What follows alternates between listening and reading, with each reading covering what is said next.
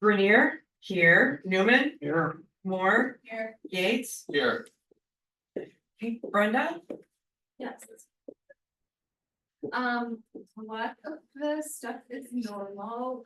We did have the Beth Boy she did a lot of our publications and stuff for the referendum, the postcards and all of that stuff. Village of Sussex, looks higher, but that is 2 billing cycles. We just got their other village at the end of last week for September, so that's August and September.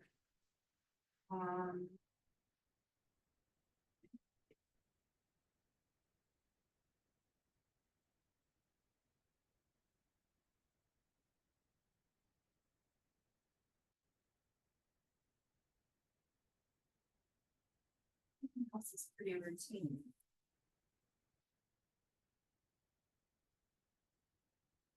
I did also receive one bill in late this afternoon from Scott Balsinger, who did the outside lighting. That bill came to $2,175. That is not on this register. Balsinger. Yeah. Mhm. Balsinger. Balsinger. I know this is a pretty low dollar item, but $99.50 for labor law posters. Can't we get those from the league for free? I have to look on the website. I just put that on there because I just noticed the notice came in, but you know, we don't, I mean, these come all. Done, but yeah, I'd like to see if we can print them out. It won't be nice looking, but nobody reads them anyway. I mean, I know it's required posting, but Yep. there's lots of places you can get those for free. Right. I will look into that.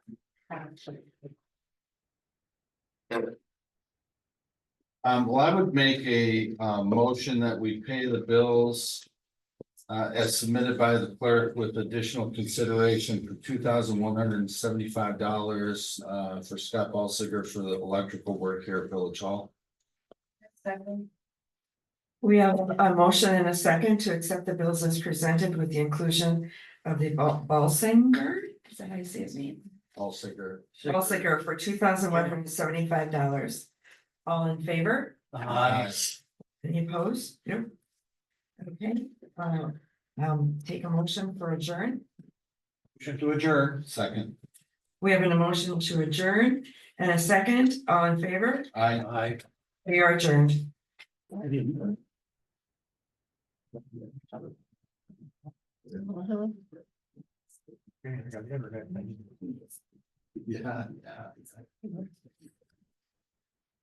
Good evening, everyone. I would like to call the Village of Lannon board meeting to order for Monday, October 14th, 2024 at 7 p.m.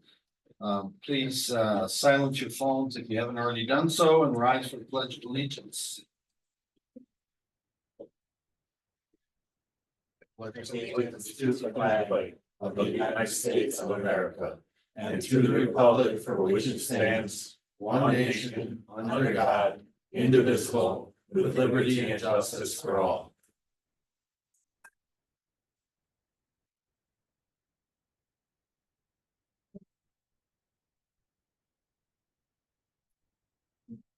Roll call, we've got Lake, Present. Calatola Roby, Here. Newman. Here. Moore. Here. Grenier. Here. Summers. Here. Yates is present. Statement of public notice. Has been posted. Thank you. Item 5, discussion of possible action on the reading correction and approval of the minutes from the Joint Plan Commission Village Board meeting from 7/25/24.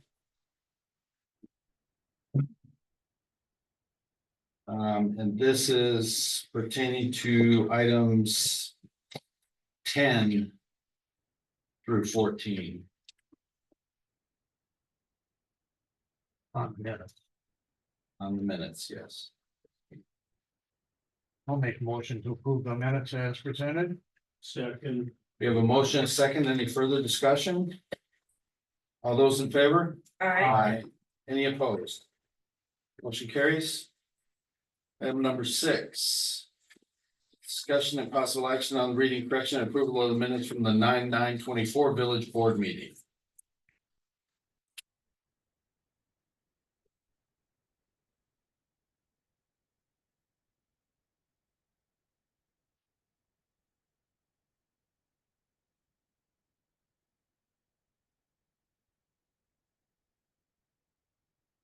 I will make a motion that we accept the minutes from the 9/9 meeting. I will second. We have a motion and a second. Any further discussion?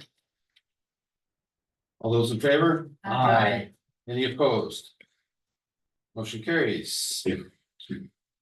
Item 7, committee reports. Finance and personnel. We will cover in item 22. And as far as any other thing, just asking the other board members to be prepared for the budget meeting on Wednesday. Thank you. Legislative. I have nothing. Item C, Parks, Rec and Beautification.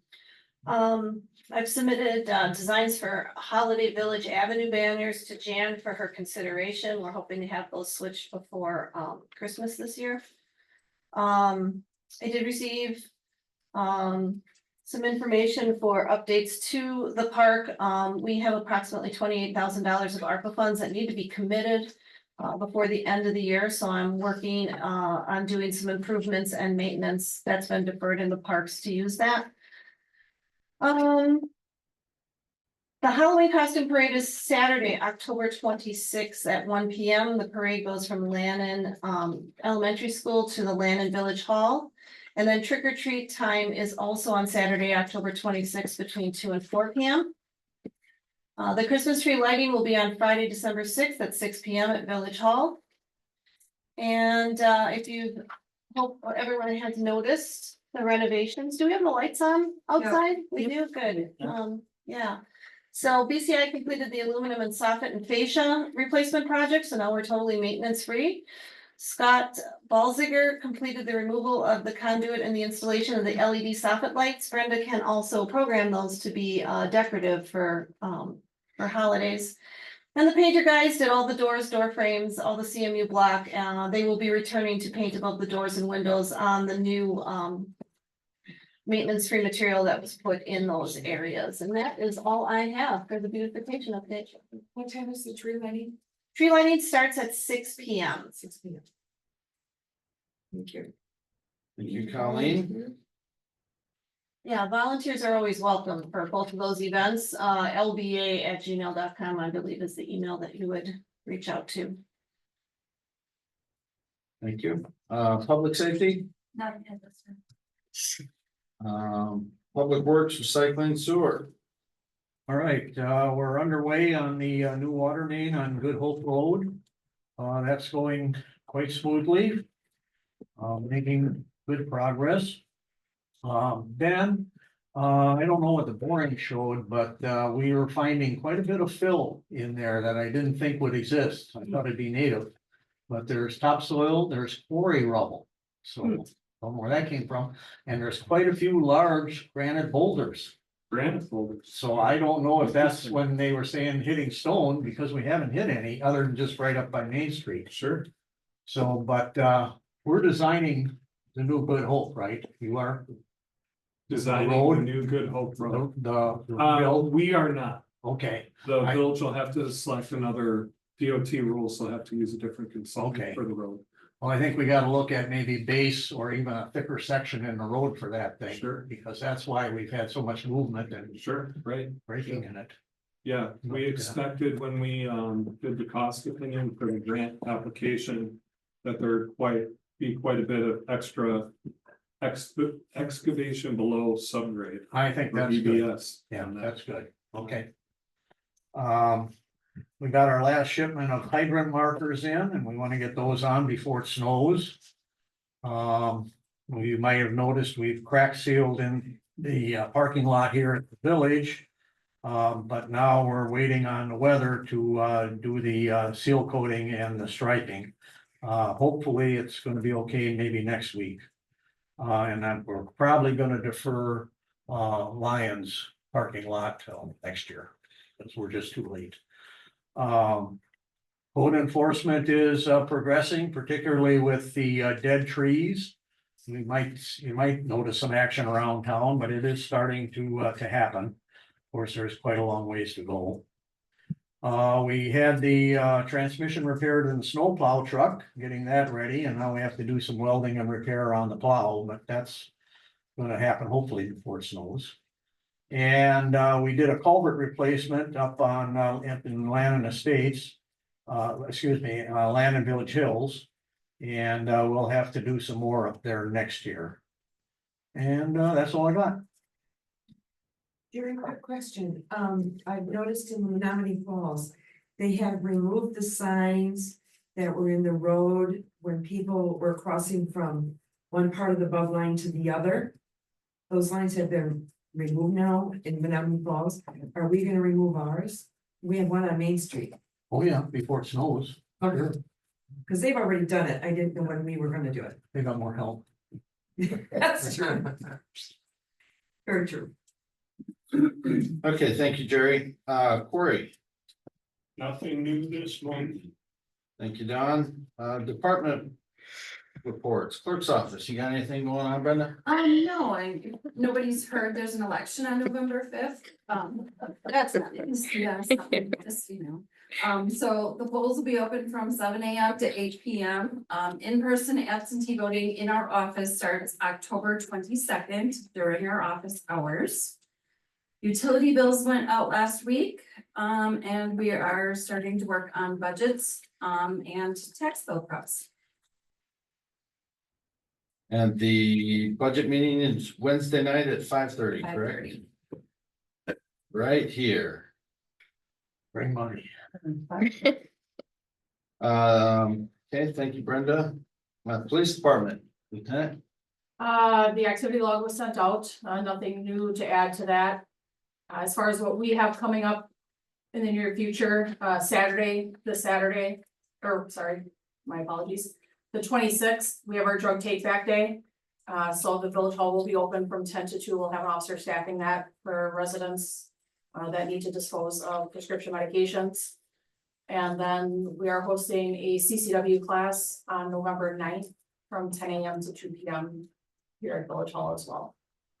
Are there any prohibited items or cautionary things that people need to be aware of for the drug take back thing, things they can't bring or?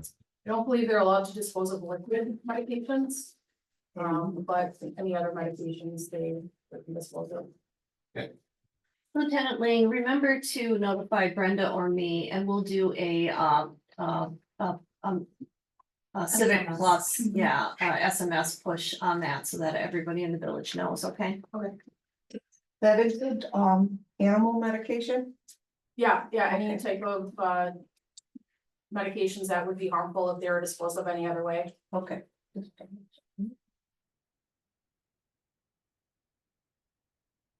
All right, item number 9. Citizen comments. This is meant for public comments on any subject without any discussion by Board of Trustee members or action except for possible referral to a governmental body or village agent. And got a couple folks signed up here. Senator Strobel. Yeah, thank you. Appreciate the time. My name is Dewey Strobel. I'm currently a state senator for the 20th Senate District. Now with redistricting, I now find myself in the 8th Senate District, which will represent the village of Lannon.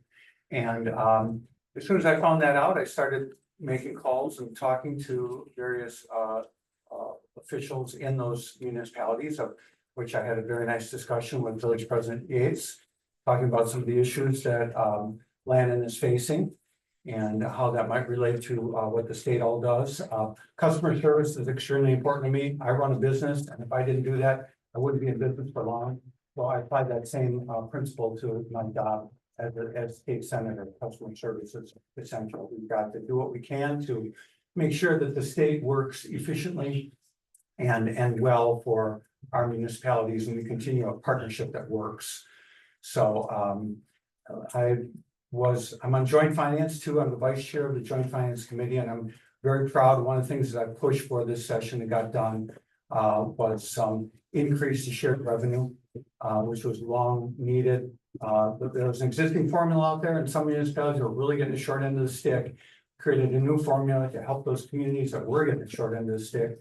And I know for Lannon, there was an increase of 266% for that shared revenue, which is nothing to sneeze at. And hopefully we can continue to make progress in that regard. And again, I like to listen. And that is what I think the most important thing an elected official can do: listen to constituents, listen to the needs, and react to them. And so hopefully I'll have that opportunity. And again, thank you for the time today. Appreciate it.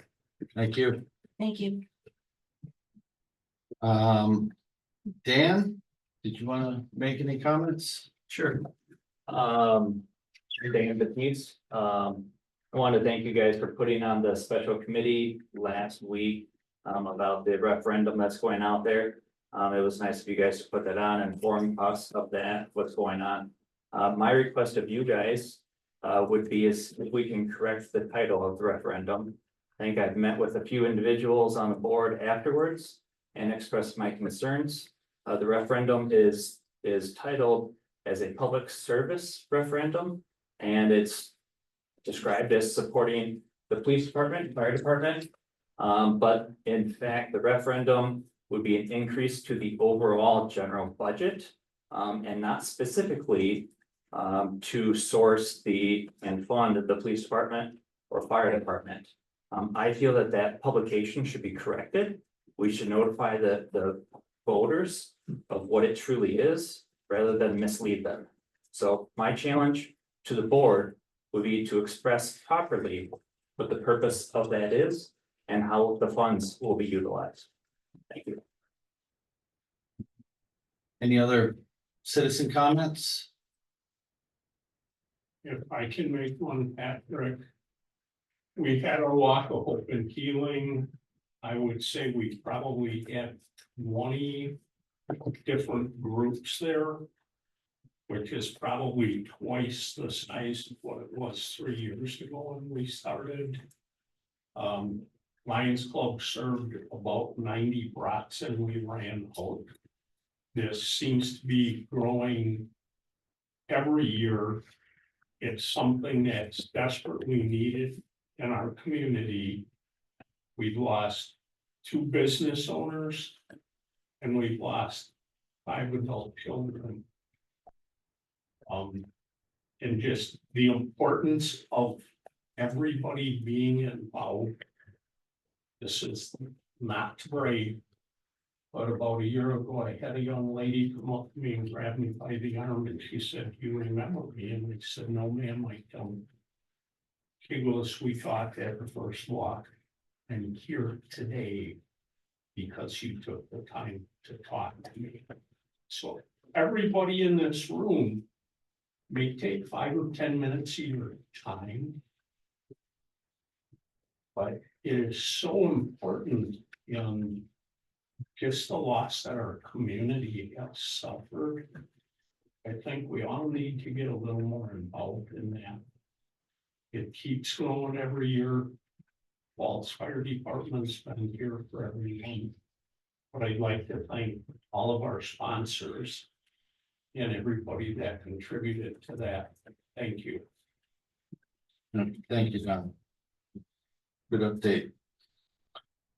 Any other comments? Okay.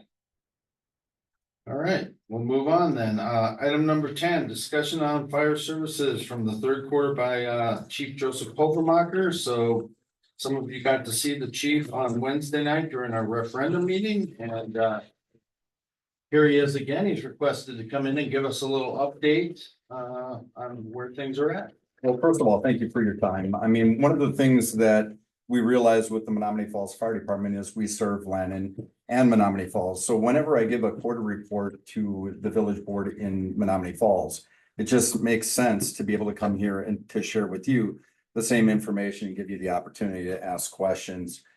I pride myself on the ability to do effective outreach. Based on the fact that we're all community members and we want to be people who have a positive impact on those that we serve. And having lived in the area and gone to school in the area, growing up in the area, that's just one additional benefit to be able to be in front of you today. So it's just that easy, ladies and gentlemen. 1 second. We're gonna go through a couple of statistics. I don't want to belabor it too much, so I'm taking too much of your time, but I think it's good for you to see some of the things that we have been working on in the fire department, not only in this quarter, but throughout the year. I've been with the department now for just over 6 months. And we've been working on a lot of things to be able to identify how the department sees itself and what we need to do in order to improve service from what we're seeing within the community and within the industry. Our statistics, what this tells me right now is our Q3 and our Q3 year to date. If you look at the pie graphs, they really don't look that much different. And that's because we're trending the same from quarter to quarter. So it's not unique to see EMS in the forefront being one of our largest call volume representations, but we are consistently seeing calls that represent a good majority of what an all hazards fire department would be seeing. One of the things that I wanted to point out to you is our year to date, and then basically how that compares to previous years. And one of the things, both Menominee Falls and Lannon are growing communities, and how that has an effect on the fire services. We have a tendency to see our call volume grow as well. Some of that has to do with the amount that we're seeing with development, but also what we're seeing develop. So when we start seeing multifamily residentials, when we start seeing assisted living facilities, a lot of those things impact the rate at which we see call volume increase. And we're already up over 100 calls from last year. So we have almost 4,200 calls. We've already surpassed 42 because this is from September's data. But at this time last year, we were only at, I say only, at 440 or 4,040. Yeah, it's indicative of what we see with emergency services. One of the things that we did since I've started with the department, we established a culture assessment. I wanted to see how the department was functioning, what we saw within ourselves that we needed to change, and some of the things that we see a dynamic department addressing. So one of the things that the consultant brought to the table was the 5 C's is what he called it. It was the continue, change, cancel, create, and celebrate. We wanted to make sure that we were recognizing the things that we're doing well, but also change and stop the things that really need to be addressed. So of those things, one of the things that I wanted to point out is the things that we need to create. We need to celebrate our wins. It's real easy to get locked in on the things that you don't do so well, but it's also equally important to be able to identify those things that our firefighters are doing well. So recognize those at the same time that you're looking at things to be able to improve. We do know that we need to set our firefighters, our employees, our paramedics up for success. And some of that has to do with the fact that we are a combination department. So we have career members and part-time members, and they're both doing similar jobs. So they want to be treated similarly, if that makes sense. The fact of the matter is our career members have a tendency of taking on a little bit more in the way of responsibility because that is their primary job. And then our part-time members, they respond to the emergencies and are equally responsible for training. But some of those other ancillary things that they do on a day in, day out basis aren't necessarily shared at the same rate. We also want to make sure that we're addressing leadership development. So are we recognizing the next steps to somebody's career progression? And one of the things that I know that we need to do is identify effective executive leadership skills. So we do a pretty good job of establishing our firefighter to company officer, which is our first line leader. But then going from lieutenant to, let's say, a command staff or a chief officer is something that we need to spend more time on. And that comes through strengthening communication, making sure everybody knows what's going on. It's sort of why I'm here today. to improve that communication element, to be able to give you an idea of what's going on. And that same message has to be conveyed to our firefighters. And then to implement a department campaign plan that centers around one of the other things that we just did. We established our guiding documents. Now, the department had core values, mission, vision, and what we found out about those statements, those guiding statements, is the fact that they were developed by the previous chief with very little input. They said some very good things, but it wasn't necessarily how the department saw itself. So we did a department audit to identify what are the values that we hold most closely. And the things that kept coming out. Now, the things that I'm asking our members to memorize are the bolded items. Some of the other stuff just gives a little bit more in the way of description as far as what you're seeing, but competence, confidence, dedication, integrity, respect. If they were to explain this to anybody else as far as what the department does or how they see themselves, those words should come out. And when I'm talking to new candidates about recruitment, when they come into the department and I'm introducing them to other firefighters, maybe they're doing a ride along, I'll introduce them to these values because these should mean something to our newest members as well. If these resonate with our newest members, we are likely to have somebody that's a better fit. A mission statement.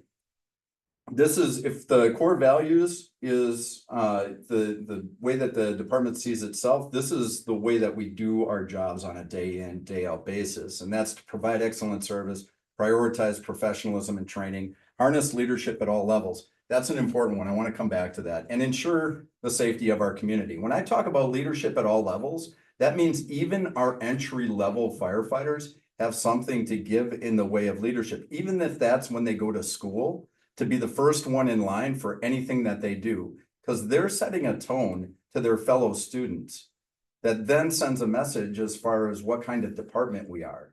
And if they're sending that message, we're likely to see more people come into our department and express interest in our membership. And that's important. Recruitment is a huge issue right now. It's something that the state of Wisconsin is going through that is at a critical level, especially in the most rural of areas. Just trying to find people who are going to be able to staff fire departments on a volunteer paid on call and part-time level is very difficult. We're seeing those numbers go down. From a vision standpoint, once again, the bolded items are the things that I am expecting that our firefighters will memorize and be able to recite. Now, the vision is our optimal future. This is what we're striving for. The pledge of progressive mindset, the exceed expectation every day. And then the last one, I really challenge them to see themselves as the best. Why can't they be, right? Every one of you, anybody who has a job probably goes into their job trying to strive to be the best. And why can't we do that just as well? When we're devoted to give our best, to get our best, we will be our best. And if that is the case, we will attract the best into our membership. From an inclusion standpoint, went the wrong way. From an inclusion standpoint, we actually modified this. Obviously, diversity, equity, and inclusion is a huge thing. The other thing that is equally as huge is talent. So how do we help develop talent, and how do we represent the community that we serve? This, once again, was something that our department did as an assignment to see what we need to do in order to attract the greater population and everybody that resembles our community. Now, the current flow chart looks a little bit like this, and one of the things that we are going to be working on is that first line staffing requirement for first line leadership. Right now, out of the 3 different stations, 3 different shifts that we have, total of 9, we have 6 lieutenants. And where we're falling down a little bit is the training of our membership. How we train our membership is making sure that they have effective leadership at that first line level.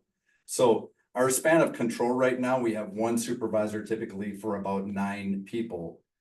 The optimum is 4 to 5. So we're trying to get it closer. We're not going to make 4 to 5, but we're trying to put more lieutenants at the fire station in concert with some of the research that we've done. I can tell you what the fire chief's handbook says. That's written by fire chiefs for fire chiefs, and obviously has a certain operational bias. So I look other places too. the ICMA, which is city and county managers, say the same thing, that we just need to have that representation at every single fire station. So trying to do it in a way that's duplicatable and is a way that is sustainable over the long run. So what that means is right now at Station 99, I do not have lieutenants at that station. We have them at the other two.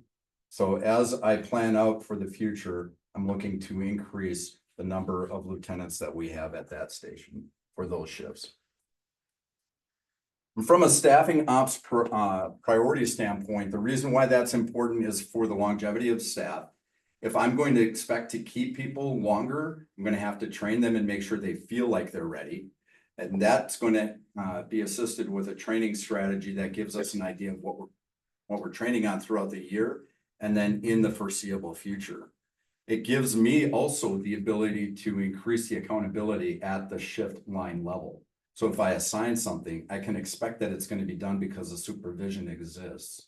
Not that our firefighters won't do it, but if people are pulled in multiple directions, it's going to be more difficult for that task to be accomplished.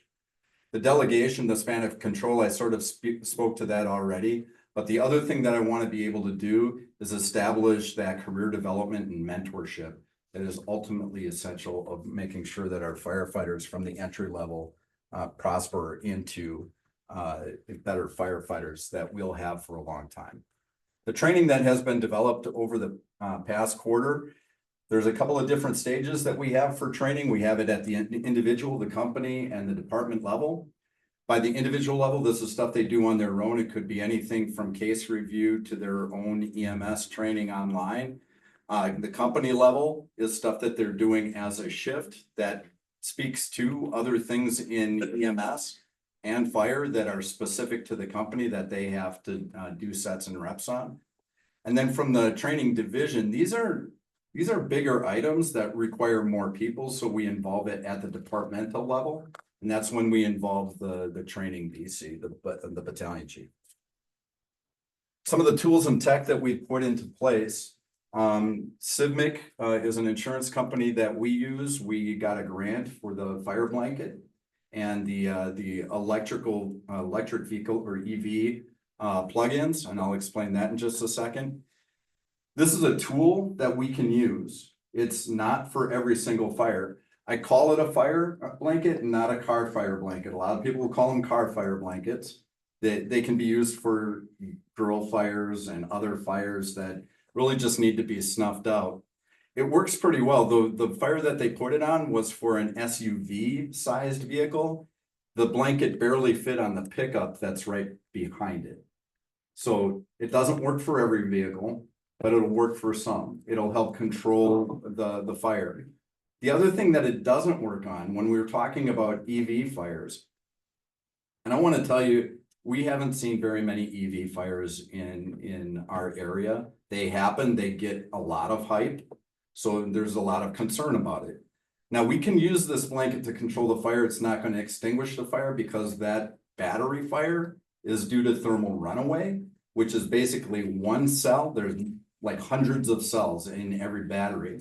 One cell heating up to the point where it catches fire, then heats up the next cell, which then catches on fire, and then it just continues to run away. So this might actually control the progression of the fire. It's not going to put it out. What EV fires need is a lot of water. They need at least 8,000 gallons of water to cool down, because that's how you put those out, is to cool down the thermal runaway. So yeah, and then the other thing we have to do with those fires is we can put them on a flatbed, we can take them to the junkyard, but we have to follow them with the fire truck then, because the last thing you want is it to rekindle on the back of a flatbed. Now, I talked about the plugs. The other thing that we purchased with this grant, we have the ability to use these dummy plugs for EVs where you can plug them into where they would typically charge. And that vehicle thinks it is receiving a charge, so all of its systems shut down. The problem we have with EVs is the fact that when you arrive on scene, it could be on and you don't hear it. The driver could be unresponsive, and then they wake up from their unresponsiveness and think they're still in the middle of the accident. They go to slam on the brake, they hit the accelerator, and now all of that torque is put into forward, on the forward movement of that vehicle. And we have, basically a runaway vehicle. So, that plug does, wonders for being able to control those systems to make sure that that doesn't happen. There's other things that we put in place, but it's just one more tool in the toolbox that we can use. All the vehicles have the exact same plug system. Not all of them, we have a couple of different varieties, and there's a couple of different plugs, and then who knows what's gonna come up. There isn't, I don't think that there's a national spec that we can actually point to just yet. There's varieties, and we try to do our best.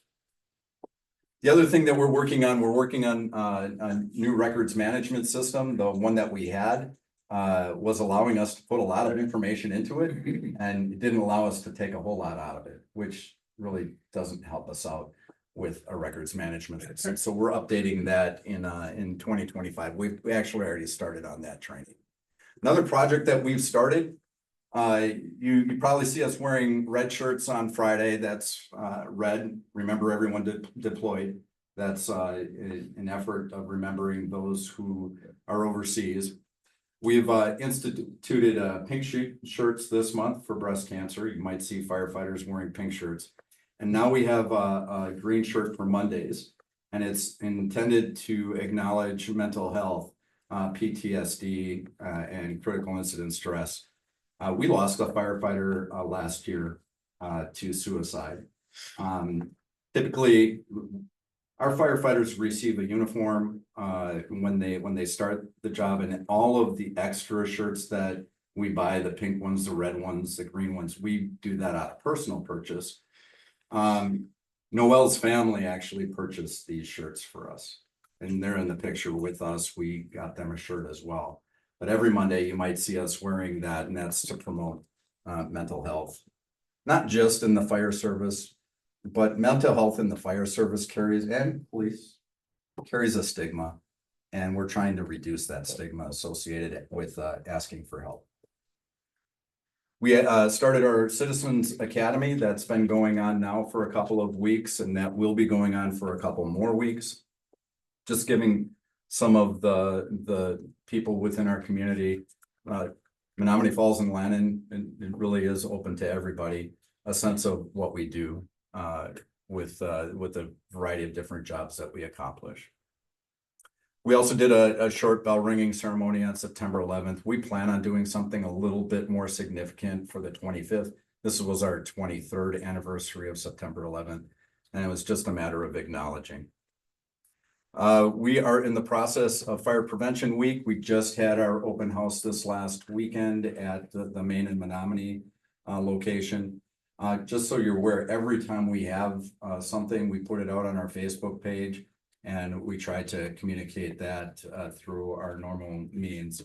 But this year, we're promoting smoke alarms again, and it is of value to remember that your smoke detectors have to be tested monthly and really have about a 10-year lifespan. So if your smoke detectors are over 10 years old, you should be considering replacing them. And so I know it was pretty quick. I just wanted to take a little bit of time and give you an idea of what's going on. And as far as what we're working on over this past quarter, this next quarter, well, it's budget, I mean, just the same as you guys.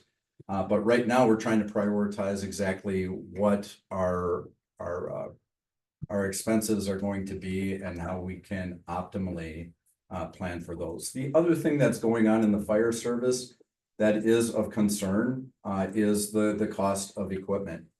Fire trucks, ambulances.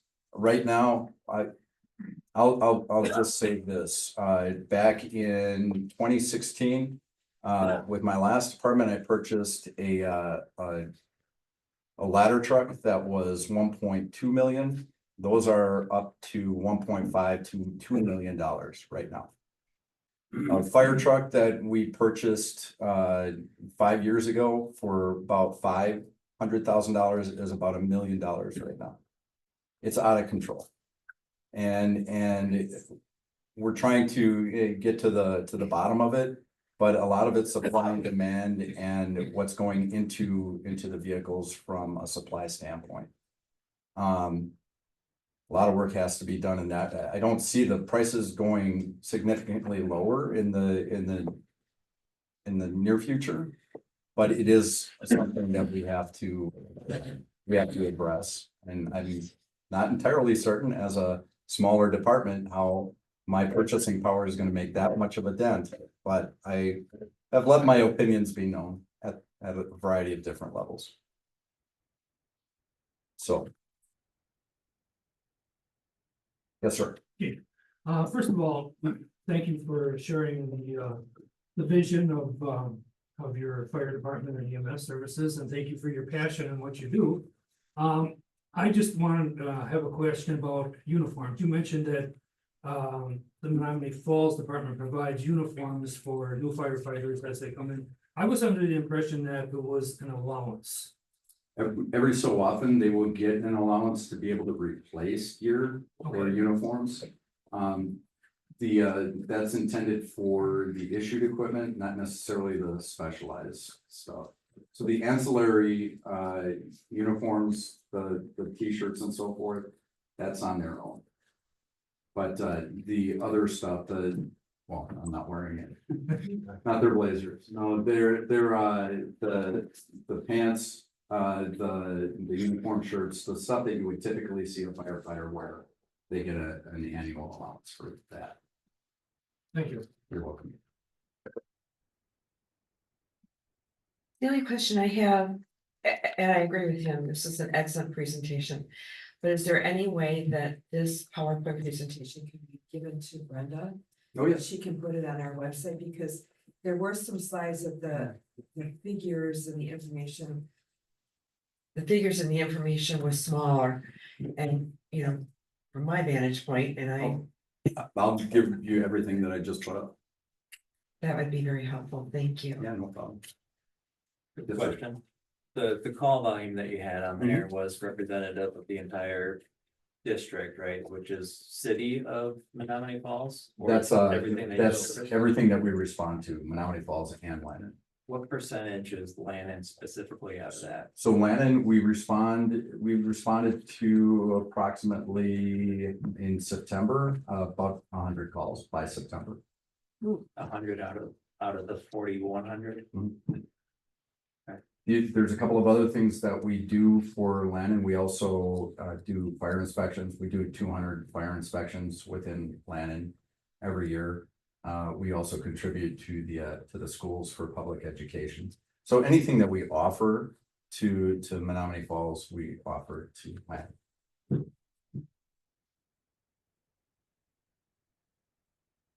Any other questions, Chief Overmacher? Well, thank you very much, Chief. You're very Appreciate it. welcome. Appreciate you committing so much time to Lannon.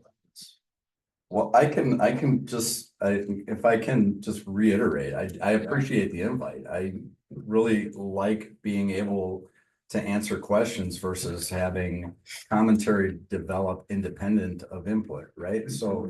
So very much appreciated that you allow me this time. So thank you. You bet. Thank you. Thank you very much. Yeah. All right. Item 11. Presentation of American Public Works Association State and National Project of the Year Award to Mid-City Corporation for the role in the 2019 Emergency Water Main Extension Project and the Water System Expansion Project. As many of you probably know, since this has been going on since 2019, we've had quite a bit of water utility work happening here in the village.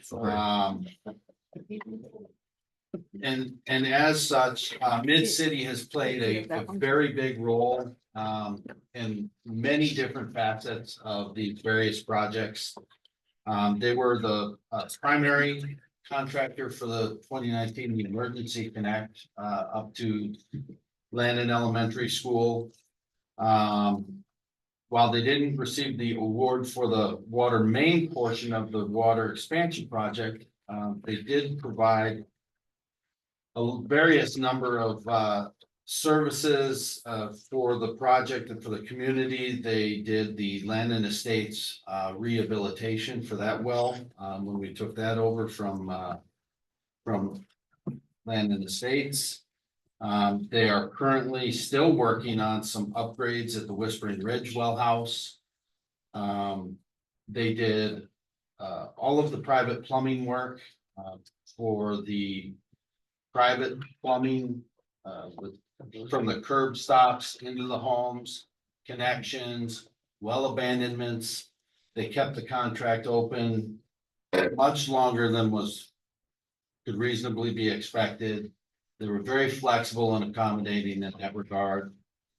They held their pricing for a number of years, longer than we initially asked. So they have been a very, very important piece of this puzzle for the village of Village of Lannon. And I just had you all wrapped up in that. And on the formal application for the award, we could only list one contractor, unfortunately, but we felt that it was important that Mid-City also be recognized. So Mr. Wood has facilitated the acquisition of some presentation plaques for Mid-City as well. So thank you, Sarah, for Mid-City and all of your help and all of your work.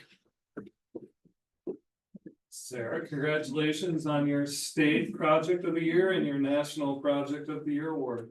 Yay.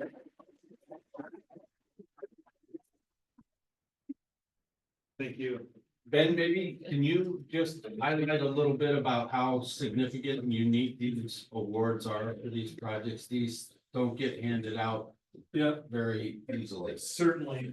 And Sarah, if you want to come here some packaging while I do that, feel free. Though they seem very durable. Yes, the American Public Works Association represents all 50 states. They have their own chapter. In this particular category, which was small and rural communities in the emergency project category, there's only one winner at the national level across all 50 states. In order to receive the national award, you have to first win at your state level, and then the state automatically forwards its award winners on to the national committee. So for Lannon's project to get selected at the national level across all sizes of municipalities, which range from up to major metropolitan cities, all the way down to communities this size. There are only 20 total project awards across all categories and all sizes of communities every single year. And for the Village of Lannon, along with its partners, to be recognized with the Project of the Year award is really, really outstanding. It's kind of a once in career opportunity. And congratulations to you as well, Ben, for your leadership in that. Yeah, Thank you. we really appreciate you and Mid-Cities, of course. No smoke. We've had a lot of great partners. When the team works together, it kind of helps all boats stay afloat. So big thanks to Mid-City, and I know the board has done just an immense amount of heavy lifting over the past 6 years, which spanned 3 different village presidents, and I won't dare to try to count all the different board members that have spanned the duration of that project. So you all deserve it. Congratulations also. I know your plaques are probably hanging up back in Brenda's office. It's just a phenomenal success. Make sure to congratulate Isaac too. Sure. He worked very hard day to day on that. He was hands-on. I'll pass that on to him. Thank you. Thank you, Ben. Thank you. Just a comment, Patrick and I both spent a lot of time with Sarah like on Christmas Eve. And Tom Sulit, the owner, Mid-City has been an extremely helpful partner. I don't think either Patrick or I want to count the nights and weekends that we enjoyed their company trying to figure something out. So, thank you very much, Sarah. Pleasure working with Mid-City.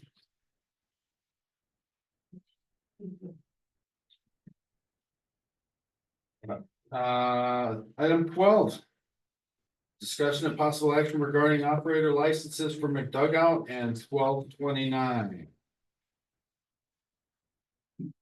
Lieutenant, do you have any comments other than what's notated on any of these? Yes, Yes.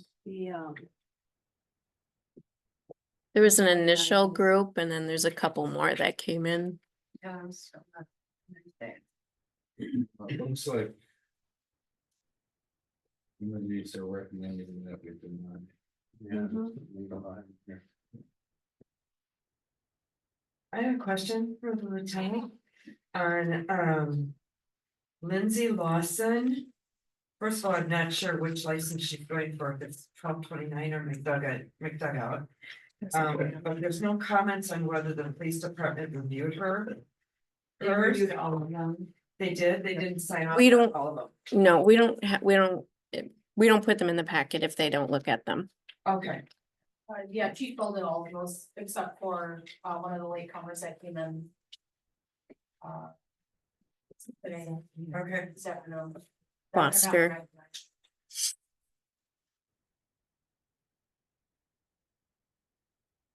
Thank you. Oh, this is gonna be quite though. We have to do these Motion. individually. Right. Yeah, if we're gonna deny some of these, we should probably formulate a motion approving by name. Or denying by name, correct, Hector? In the event that there's a possibility of negative vote by any trustee, there should be a separate consideration of that individual. Okay, so the motion should be for each individual. Okay, You can do that. all right. Patrick, do you want me to run through these then? I think, for the sake of expediency. Can we have? Can we do a motion? To approve certain names and then have a separate. Motion for any Yes. questionable, Yes. that might be a little faster.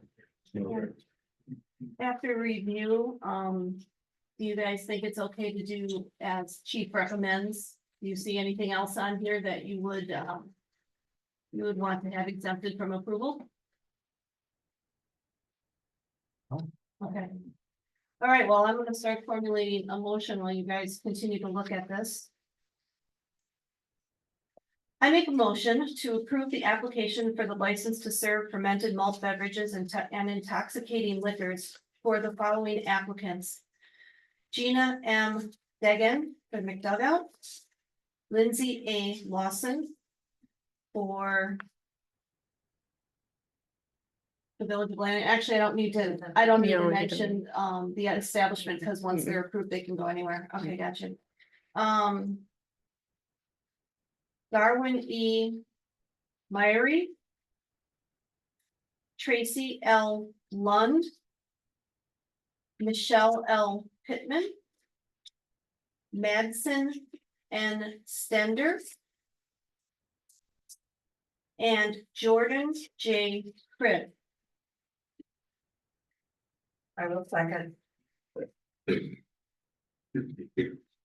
We have a motion and a second, to approve the applicants as presented. Any other discussion? All those in favor of applying or approving those applicants, aye? Aye. Any opposed? That motion carries unanimously. I would like to make a motion to deny the application for the license to serve fermented malt beverages and intoxicating liquors for Amanda R. Foster on the recommendation of the Lannon Police Department. We have a motion. Do we have a second? Second. We have a motion and a second. Any other discussion? All those in favor? Aye. Any opposed? Motion carries unanimously.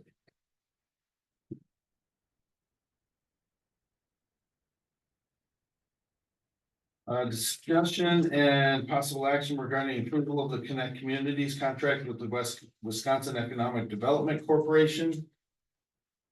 For those of you that aren't familiar with this is a program that really has been stewarded by Liz Ilnicki, thankfully.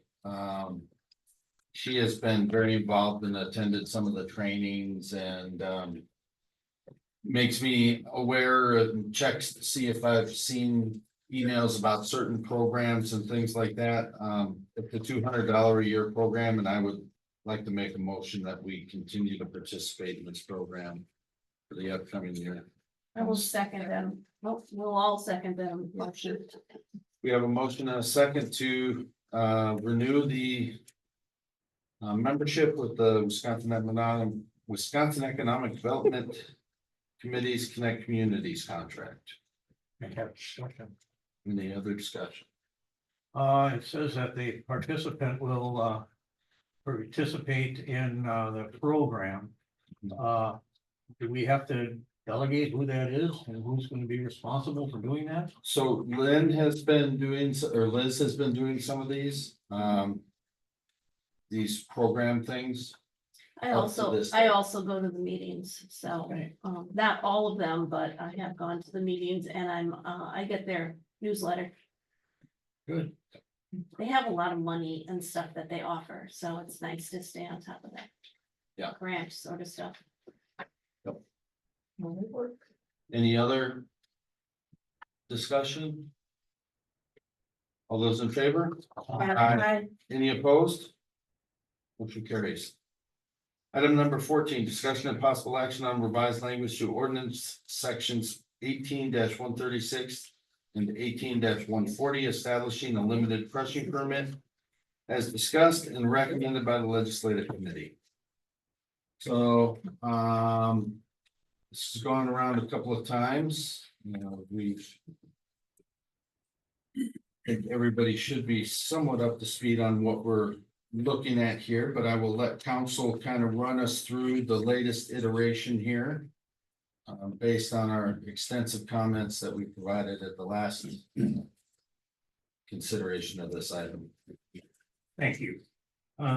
This was reviewed by the legislative committee, and there were a number of comments that were made to modify the draft as originally presented. Particularly with regards to the material that could be subjected to this application. And as you will see in lines 12 through 18, there was an elimination of other material that could possibly be subjected to this process. Secondly, it was felt that the length of time for this limited permit should be shortened. And so at line 33, the time period was reduced from 60 days to 45 days. The limited crushing permit, the essence of it can be found in lines 55 through actually 63. An application has to be applied for. It can be advanced by a non-owner of a property that will be reconstituting various materials as indicated there in line 58. To assure that there is appropriate cleanup. In line 59, you will have to suggest a monetary amount for the letter of credit, which would enable the village to utilize to remediate any violation of the limited crushing permit And the conditions of the limited crushing permit are spelled out basically in line 65 through 105. On line 67, there's an indication of the material that cannot be subjected to this process. On line 73, the discretion to issue this permit is within the authority of the village, and it's up to the village to determine whether it needs or wants input from the plan commission. The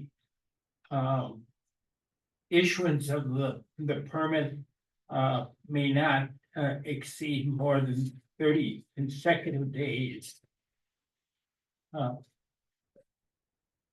And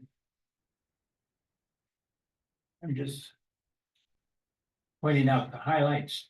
The permit fee is proposed to be on line 85, $6,000 at the time of application, regardless of the length of the term. There is a possibility of a renewal, but only to 30 days. And there is a typo there with regards to 30 on line 88. And there must be testing of loads for the presence of any contaminated waste as regulated by state or federal provisions of law. And the approval of a limited crushing permit at line 96 constitutes a special zoning permission with respect to the zoning of the site where the rock crusher, this mobile rock crusher, is to be operated. And the reason for that is that otherwise rock crushing is only allowed in districts that are zoned quarry. And to basically assure that there are no violations on line 99 through 105, there is an enhancement of the penalty provision. Typically, as you may recall from other discussions that we've had with regards to the failure to connect to the municipal water system, it starts out with a $50 a day sanction for forfeiture. Here it's $1,000 for the first violation, and each succeeding violation at the same site will be increased to double the amount which was imposed for the immediate prior violation. So again, these provisions are intended to discourage and penalize any entity that decides that Lannon is the place to haul waste that is not brick, block, or concrete, or asphalt, and to just let it sit there. Or if it's treated and crushed, that it be treated and crushed in an appropriate fashion that does not compromise the integrity of the site where that's taking place, or the community as a whole.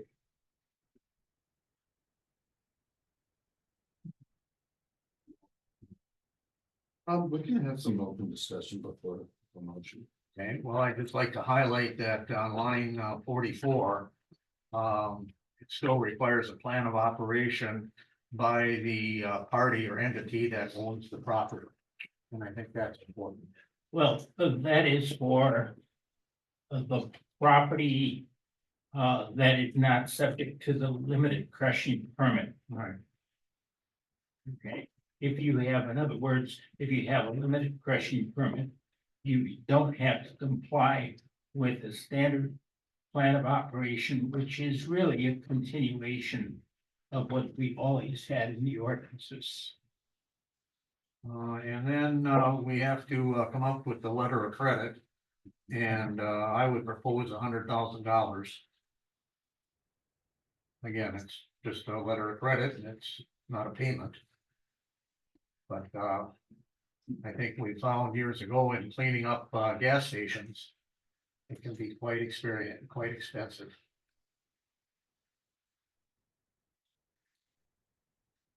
What, do you have any idea what the typical cost associated with the letter of credit and that amount would be? Cause I'm not familiar, I've never had to provide one, so I don't know. What $1 million letter of credit costs, what $100,000 letter of credit costs, I don't know the difference. It's basically a bond, right? Which is $7 per.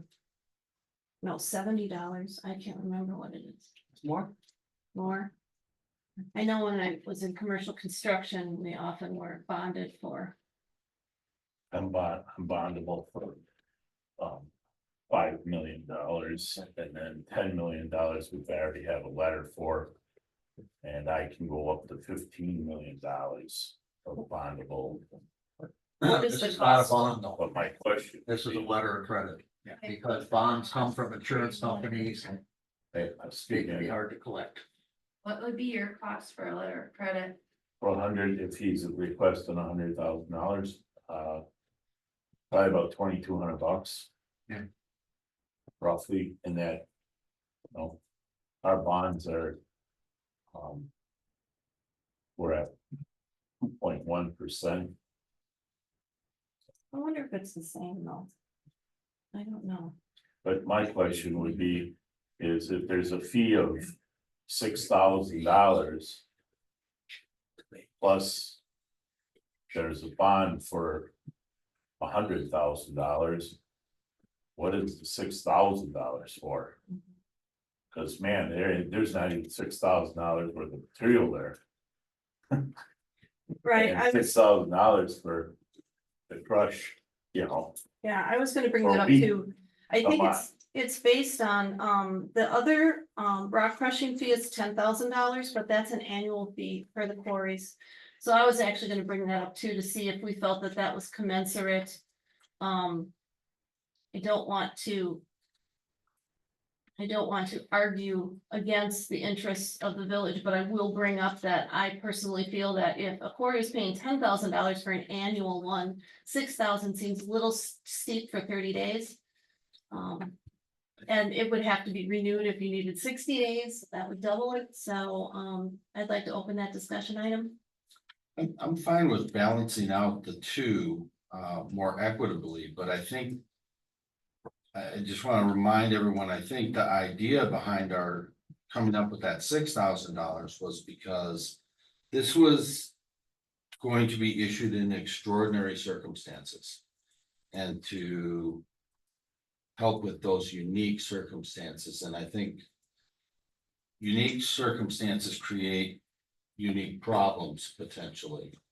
So I think that's, why we were trying to. We don't want to encourage the use of this mechanism. We want to make it available for when it's needed. But we don't want to encourage it and have it turn into a habitual occurrence within the village. Okay. So that was the thought process, just so you know where we're coming from. But at the same time, we've been spending all this time to try to make a way for this type of thing to be accomplished for the good of the village as well. We just wanted to be able to set some guardrails here. And we do have expenses. We've already got the village attorney involved and we're gonna have inspection and monitoring and that kind of stuff. We've got the clerk involved with issuing permits and things. So there is a cost to the village for doing this. Yeah, I can't argue the amount, but there is a cost. Right. And to your point, I think the most dangerous component of this is the potential environmental issues. Yeah. Which, to your point, can get rather expensive. So if we feel that we need to lower the fee structure to allow the applicants to get a level of letter of credit that we feel is adequate, then Yeah, so we could do that. a quick Google search says that a letter of credit is usually issued in the amount between 0.5 and 1.5% of the amount requested, which means $100,000 would be between $500 and $1,500 to secure that letter of credit, just as a reference. I'd also like to bring up items, line numbers 90 through 94. Each load of materials allowed to be crushed must be tested for the presence of any contaminated waste. It doesn't specify at whose cost for that testing, and it also doesn't give the opportunity to maybe have a validation from what's it called, like when you have paperwork that goes along with a job of. If you have a job that's contaminated. All our jobs before we take any of the concrete off or take the building down or anything. Is already tested for asbestos, for lead, for across the board. And if it is in essence. A substance that would have to be handled as contaminated, it has to go to the landfill. Cannot be put in a pile to crush at any recycling facility anywhere. Right, so my suggestion is in regards to that, maybe we make an allowance that, chain of custody or, so, depending on where it's coming from. So either it has to be tested or documentation verifying that it came from a clean site, it has to be provided. Yeah, I don't know the business, so. I do very well, 43 years. Right, so, I don't know what a reasonable process for that. Would be that's gonna. I'd have to grant the be out of my village. mind, Patrick, to go and crush something contaminated, because I also have a state license. Right, Okay, and to go outside that realm of what is my expectations Right, from the state. I put my company out of business completely. and I'm not necessarily, this isn't, Yeah. just you that we have to consider. No, I completely understand that. right, This is and that's why. far we would into the include that future, in and I get that. But. I'm willing to offer what you need for a bond, Yeah. but I. Ultimately have to say that $6,000 fee is. That's absurd to me. I've never even heard of that, and I've crushed in hundreds of municipalities throughout this whole state. And I've never, not one time, ever seen that. So I just wanna speak that, out loud. I can completely understand the bond. And I would totally stand behind that, because the municipality needs an absolute protection. That everything would be done right, sites cleaned up properly and so on and so forth. We do have to test material after it's crushed. And we have a testing service that does all of that. What are the test results for the materials that are the subject of this particular ordinance? There is no contamination. If there Are was there any any, was contamination, it tested? yeah, every one of the jobs that I Is there do documentation associated with that pile? with that pile, no, not necessarily, Okay. because so that what is the material village to came do? from multiple sites Okay, over the last year and a half. and Okay, but how I can answer that question, Hector, is that every single site that we work on, okay, there's all testing done prior to that, whether it's asbestos, lead paint, right. in that pile right now, there is some block that is painted, would it, but that is been tested and it couldn't go there. If it was lead paint, it'd have to go to Menominee Falls or to Metro, to the different landfills. Yeah. And that's regulated from the general contractor or the developer, and you would have to have a manifest even to take stuff off the site. Yeah, in the abstract, but in reality, the pile of stuff that we're dealing with has no documentation as to what it is. Is that correct? No, There is documentation as to whether there's. there is documentation somewhere with a general contractor or a developer. Am I able to go back over the last year and a half and pick out every single job that we put concrete there? Probably not. So there is no documentation. Well, the documentation, It's the been done document, way, That way you can ahead of time. produce. That you can produce. Was done. It's done way prior, Hector. Yeah. Me even getting a job. So what Right, would, right. what would be the process, what would the process look like to have the current materials that are in question tested? and how would you test all of it? I- Takes that. We would have to take random There you samples. go.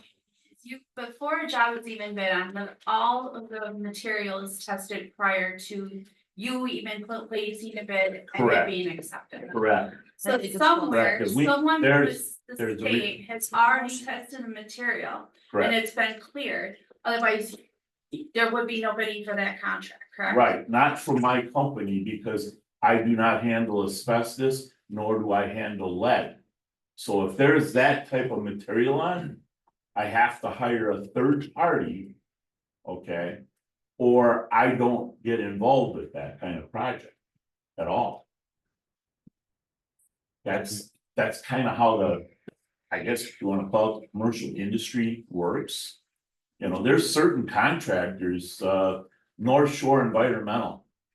Be a good example, gas station, and they always take out all their concrete themselves at a gas station. Because the contaminant possibility on that concrete or that is underneath that concrete could be pretty great from gas spills, fuel oil spills or something. So a company like myself, we can't even bid on something like that. We don't have the credentials to do that. See, Right. and all of this stuff is always, it's all tested way, way, way before it even goes out to bid. Like, some of those loads are from the airport.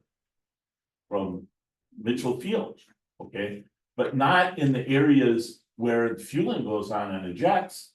That material, I can't touch that material. But the fact remains that there's no way of verifying. Right. At this point in time. What there is. Because of the multiple amounts of different So you. sites that, Yeah, so that was the challenge that I was trying to address in this drafting here to accommodate. And also to discourage others from doing the same thing that has occurred on this particular property. I think that in this. Patrick, as you said, this is a very unique. Yeah. You know, I mean, I was approved already to crush for that site. I mean. I'm all approved over a year ago. Not 2 years ago. village. Oh, yeah. Yes. On Main. Yes. Oh, at your side, Yes, yes, On okay. Main Street when you, with. yeah. The mistake that I made is I put it over there because I had a whole bunch more room over there than I have over there because I'm trying to develop that. And so. Not even thinking about it, I put it over there. I didn't think that it was gonna be, I honestly did not think it was gonna be any kind of issue whatsoever. Cause otherwise, if I'd have known it had been like that, I'd have did whatever the hell I would have had to do to put that pile there, and we wouldn't even be here right now. It'd be all crushed and done and spread out on that site. And Were any of the materials that are over at the AFW site, brought to that site from any other company other than yours? no, well, I shouldn't say that. Traffic in construction. Which does work for We Energies. which has much stricter rules than I'm talking about. Where they took a piece of slab or something out of the street at a municipality. They were all for municipalities and or the electric company, We Energies, they have a contract for 4 years for them. And do And they they have, did dump some loads there, and correct? do they have the same material handling restrictions that your company has? Higher. Much, We Energies is way higher. Right, but my point being is there a higher risk of that material being contaminated than the material that you've brought in, which you have indicated you wouldn't even be touching? No. Any job, any commercial job, all of that stuff, all that testing and all that stuff is done way prior. So you know already if there would be something like that on the site. My question Would to be you, documentation. my question to you would be, since you're being contacted to pick up that stuff. To move it to your location. No, not to pick it up. I take it out of the ground. I Okay, I'm But- taking the building down. but It you might- do some kind of paperwork to have, to do that, correct? Yeah, we have our contracts, yeah. So you have your paperwork showing that you were contacted to take it down, move it, whatever you needed to do with it, Yeah, correct? I'm contracted to do the job, yeah, correct, Okay, so you have that kind of paperwork yes. for that, okay, the other I have a question, contract for every single job we do.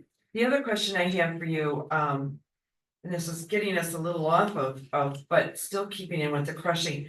When you go to crush, if this was to be approved and you go to get to crushing, do you notify the surrounding neighbors that you're about to crush? Because is that machinery loud? No. It's That less, would be disturbing to them? less disturbing than what's going on right now on Good Hope Road. Mhm. Much less, Okay. because there's backup alarms on it, but the backup alarms are only from when you first initially are setting it up. Okay, and moving the machine into place, all right, from off of the low boy, or if I Okay. have it there already, or whatever, and back over there. They constantly have a dust storm going on. Right, And they constantly have backup alarms and trucks coming and going, and it's not like that at all. You have the piece of equipment in place, the backhoe's taken and put it into the crusher, it's crushing it into small rock. And it's coming out the other end onto a conveyor and going into a pile. so the crusher will not be disturbing No, to surrounding no, No. homes, businesses. no. We Whatever. crushed right next to an elementary school in Madison for 8 months. And other than one time when the wind shifted on us in the middle of the day and took some of the dust over onto the teachers' cars. That was the only thing ever in 8 months, right next to an elementary school. From here to across the street at McDougall, that's how close we were to the elementary school. That had children in it live. Thank you, Mike. So I think we all are in similar positions in terms of our support for trying to get this done. I think what we need to determine is, do we feel that we have the protection provisions that we need in here? Or are we at a point where we can get a motion for a fee amount and a letter of credit amount, if we can distill it down to that? Well, in regards to those lines that I mentioned, 90 through 94 with the contamination, I think that we should say something to the effect of each load of materials allowed to be crushed must be verified as coming from a clean site or tested. You know, what Mike would have to do in order to verify his pile that he's made over a year and a half, is he would have to gather up the last year and a half of commercial construction contracts. And if there was any contaminated materials, that's disclosed by the general contractor in the bidding process. I mean, he could pull it together, it would be a shitstorm, but, I mean, I'm convinced that whatever Mike has here has been tested at some point in the chain of custody.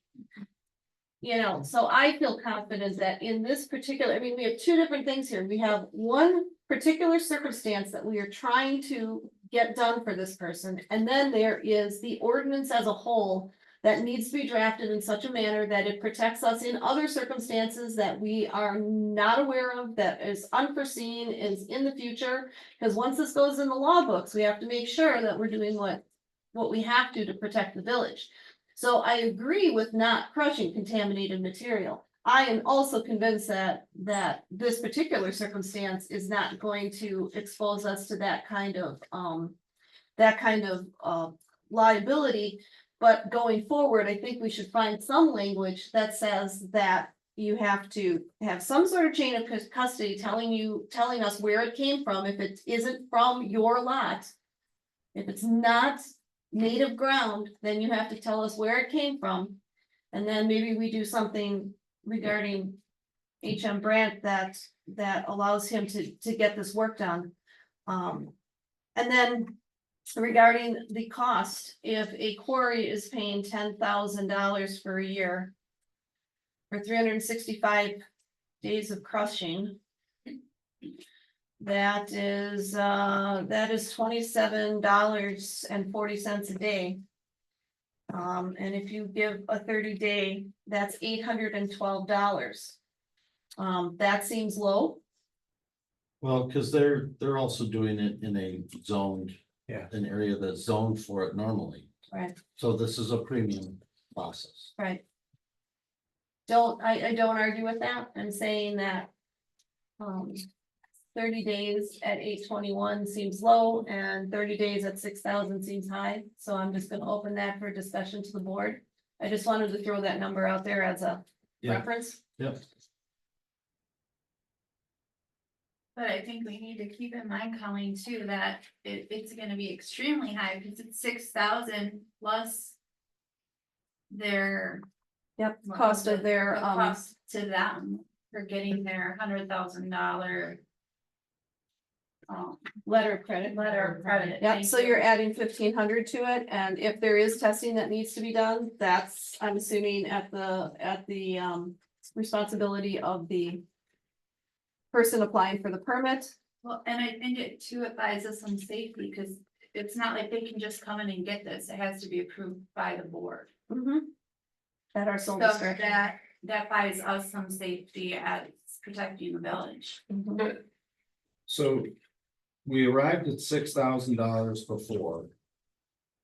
So could it stand to reason that we lower the fee to $4,500 and then add the $100,000 letter of credit, which is presumably gonna cost as much as $1,500?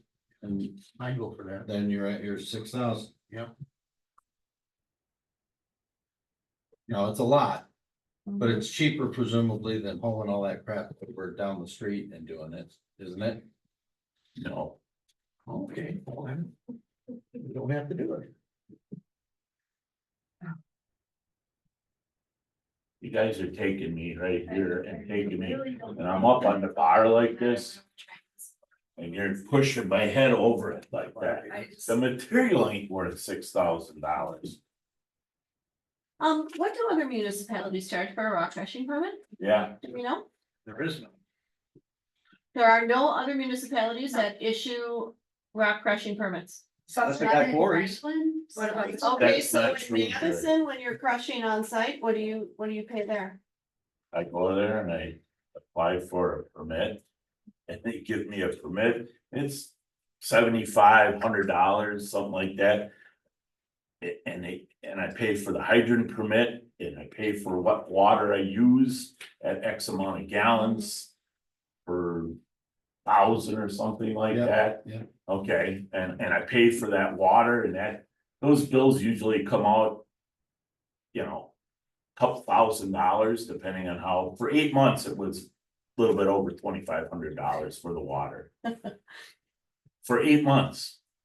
That we crushed 4 days a week, because we crushed 4 tents. And all, All right. I just, I don't understand. The fee, I'm not saying that they don't require me to give a bond. This, Yeah. whatever the job is, I have to bond, maybe the job's $1.5 million. I gotta bond the job, Mhm. and my bonds are 1.2%. All right, the city of Sun Prairie has a license application for blasting rock crushing permit online. It's $10 per blasting period and $10 per year for gravel crushing. You could look up final that, gosh, Madison. What about Sussex? Does Sussex do any rock crushing? Let's look. Well, they do, Yeah. or, Yeah. Help with. the quarry is a totally different thing than recycled material. It's become so popular No, they do it over the on time actually because those of freeways. trucking, the cost of trucking, if they can take a building down. On site, and there's enough room, and you can crush that material, not truck it away. Now you take that same material and you put it into the hole, because that's called engineered fill, and you have to have it tested. Okay, before you can put it in the hill, into the hole to fill the basement, you put it in compacted levels, okay? And it has to meet a spec. Whatever that spec is that has been set by the state, most municipalities will go with either a 3-inch minus spec or an 1.25 inch state spec. And that's what we crush the material to, and we have to have that material tested to meet that gradation. If you don't meet the gradation, you're in deep shit. I do agree with Colleen that the $6,000 is a bit excessive. And I don't see the need for a letter of credit if you're bonded. Well, that is basically same Yes, thing, a letter. I don't see it. Let me explain to you Yeah. why. My strongest recommendation is that you not accept a bond. Because all that a bonding company does when there's a claim, it goes back to the holder. And fight it. And says. It's up to you to fight it, otherwise, we're not gonna issue any more to you at the rates that we've been issuing. Okay. And then that just engages the village in a Bagmar piece of litigation. Okay. You see, Thank you for explaining. Do you have a bond with Miller right now, or did you have a bond with to do that work? Like right now, with Miller doing that work out there on Good Hope Road, does the village have a bond? we have insurance requirements.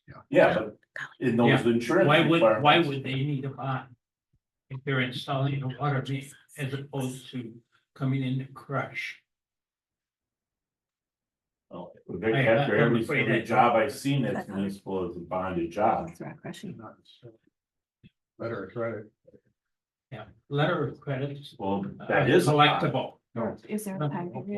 Well, Just I per really year. am not a Per city year. here, so. up to you guys. But I just wanted to make that point. Traditionally.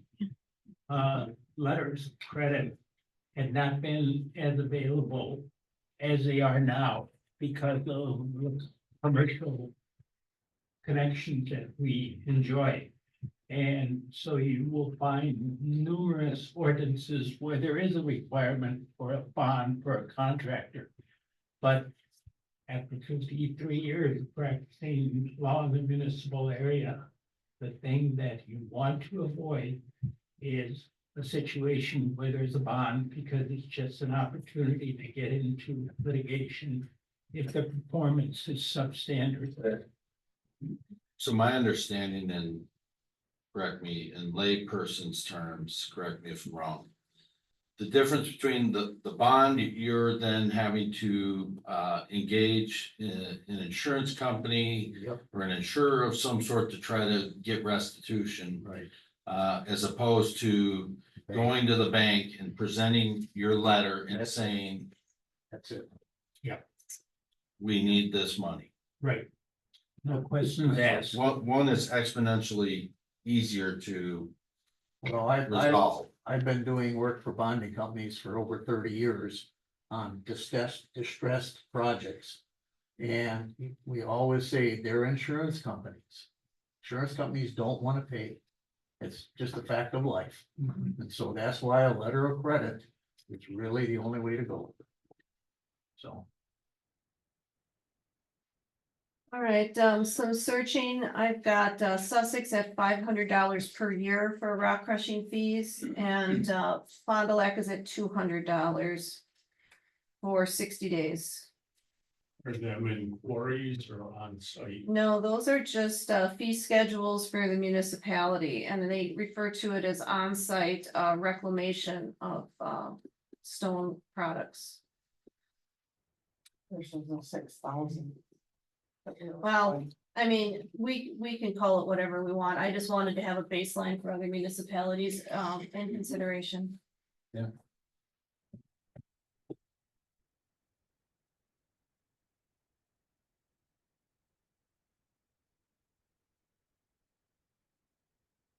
Anybody wanna throw out some alternative ideas?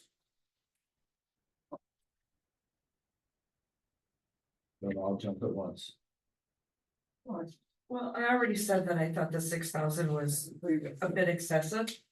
And in Colleen's searching, she's finding it to be extremely lower than that.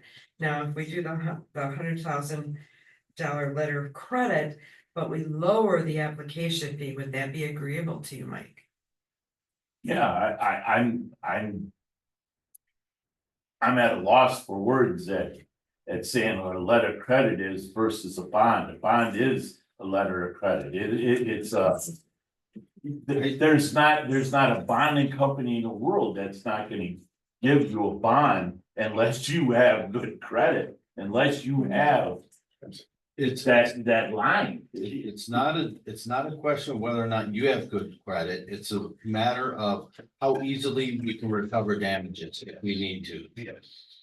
If we have to go in and clean up a mess that somebody else brings in, not saying it's you, maybe it's the next guy. Cause that's what we're opening ourselves up to. If we have to go in and clean up a big mess from the next guy that assures us this is all clean stuff and we're in $80,000 in cleanup. It's a lot easier to go get that money back using a letter of credit than it is to go after an insurance company. Yeah, because we're not. Because we simply walk into a bank and we present them with a letter of credit. And it's over. It's that simple. So that's the difference. It's not a question of whether or not you have good credit. I'm sure you have outstanding credit. And I completely understand what you're saying. I go to my bank, my bank's gonna say to me, well, that's what you have, a $5 million, $10 million bond. Well, you can tell them that's just what the crazy old bastards at the village are demanding. And I'll even put it in writing for it. All our new developers have to come in. It's all letter of credit. It's all letter of And credit. if you don't have the proper letter of credit, you don't. I'll go and get you a $100,000 line of credit, whatever, it doesn't matter. Well, I don't know. I mean, I propose we do $100,000 letter of credit and a $500 fee for 30 days. Is my proposal. And what about testing of the material?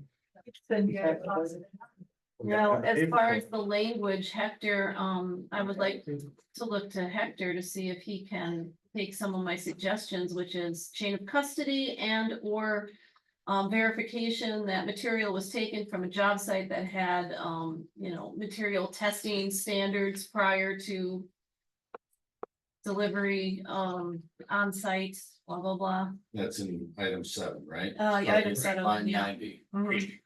Yeah. I can come back to you with another draft with these insertions. If you pass the motion. Okay. So are you proposing that as a motion, Colleen, for the $500 fee and the Well, let's just have a little discussion here, because Jerry said some things here too, so we've got the fee to address, we have the chain of custody. So if you have to let it. I think it should be clarified for the future stuff that the testing should be done at the, Cost of the, yes. yeah, at the, Cost of the. the who- limits, Yeah, applicant. Test results must be presented. I don't care if it was Right. tested on the job site, 10 miles, 30 miles from here, but there are documents from a testing company that certifies that material has been tested. Well, he's And not gonna here's the be able to result. get that, because when a job goes out to bid, they have under general conditions, are there any known, instances of contamination? It's a yes or no answer, and then if yes, then that's a whole nother subsection of biddings.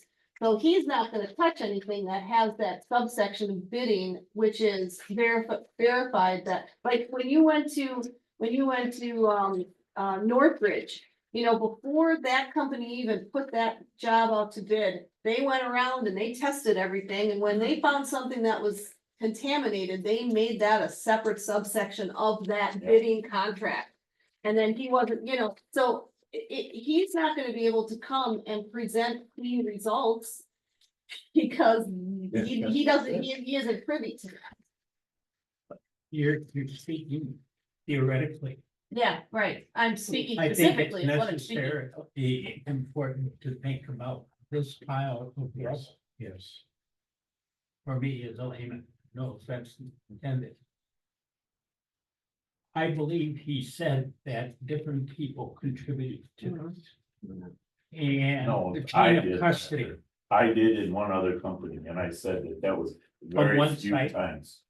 Yeah, And you got the verification. it came from the street, and I think it came up, to be honest with you, I think that it came from right up by the roundabout up on online and they did traffic construction, did the cutout and did something for We Energy. But something, they- and they brought that concrete to our site. So that would be in Lannon. So is it contaminated? Talking about the rubble at this particular. no, the stuff that he brought in, he's already indicated came from multiple sites over the last 18 months or so. Yes.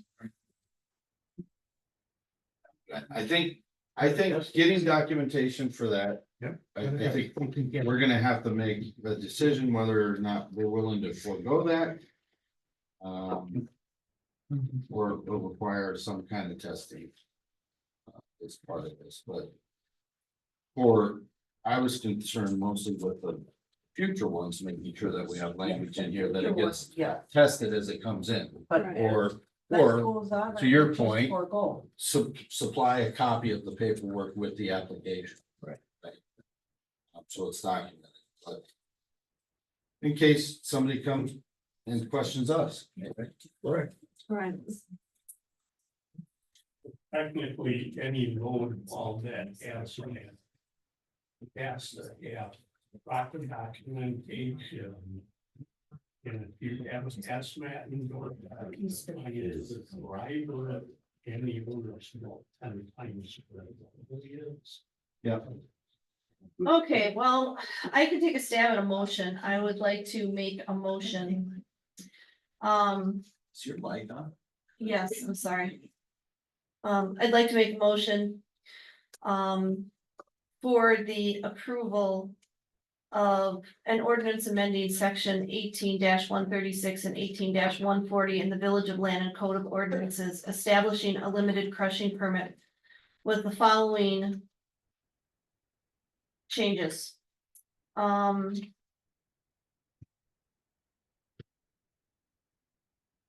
In addition to the changes that were made in the red line draft presented by council at this meeting.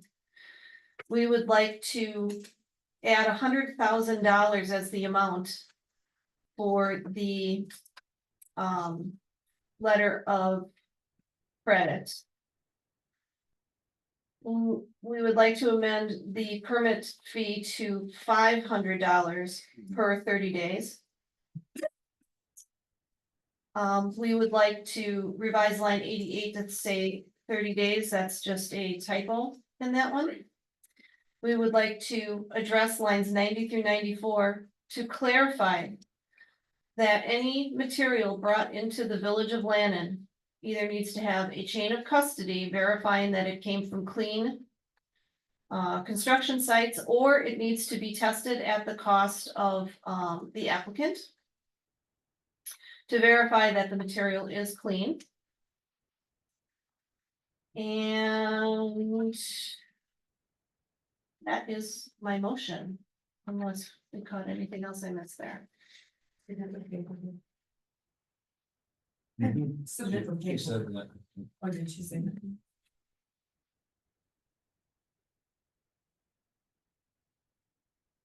We have a motion, I will second. we have a motion and a second. Discussion? Yes, sir. Would you be open to accepting this motion subject to the preparation of the ordinance itself? It's a little convoluted here to do it on the run. I don't think it's fair to Brenda, and I'm not concerned about the present situation as I am about other applicants who may come to the village. I have seen too many midnight dumping sites over the years, and any open property in the village is vulnerable to that. So the verbiage I should use to amend my motion would be, Subject to the preparation of the final draft of the ordinance. right, subject to the preparation of the final draft. And approval by the board. Okay. And I will amend my second. One other item of discussion on the penalty provisions. And this is just for my education, the violation would be what? It's crushing without a permit. Or in violation. Or in violation, crushing Provisions of beyond the your 30 permit. days, okay. Outside of the allowable hours. Okay, Disallowed materials, yeah, any number of things. okay, gotcha, all right, I'm okay with all that then. Thank you. I would like to add in section 90 to 95. A load manifest. Which shows origin, lead time, and arrive time at the dump site. This doesn't apply to Mike, but any future materials.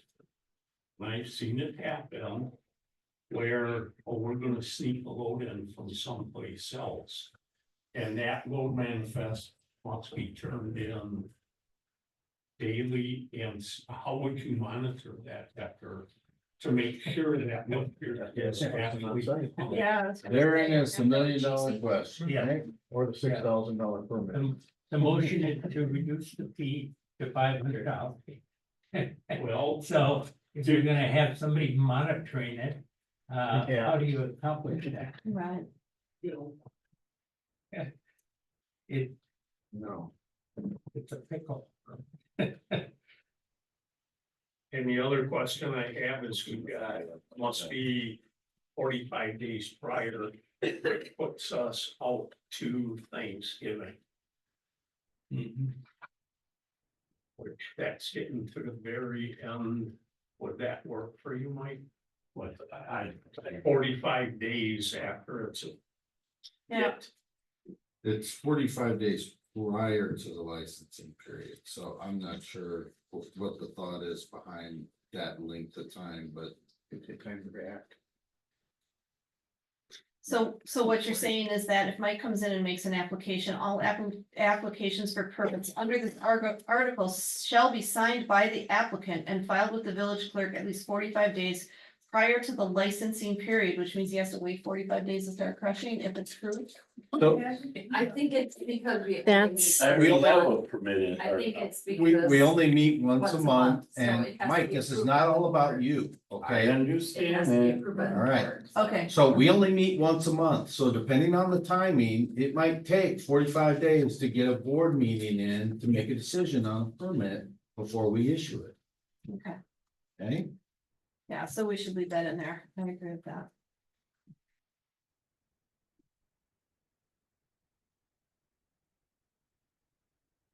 He's already got an application in. Yeah, you're good. So can we? Approve this application? Yeah, how's that? Once we get this in the final form. Once he's able to get Can't the do it. letter of credit and the fee. But you would have to conform to all of this. As part of this permit.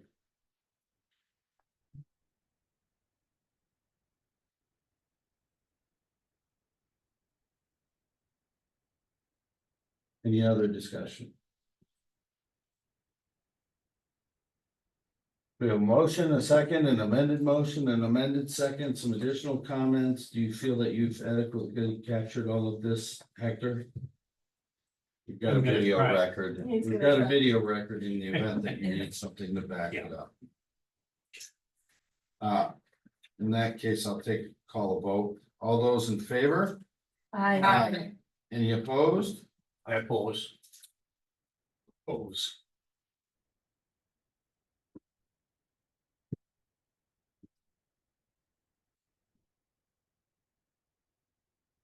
Okay,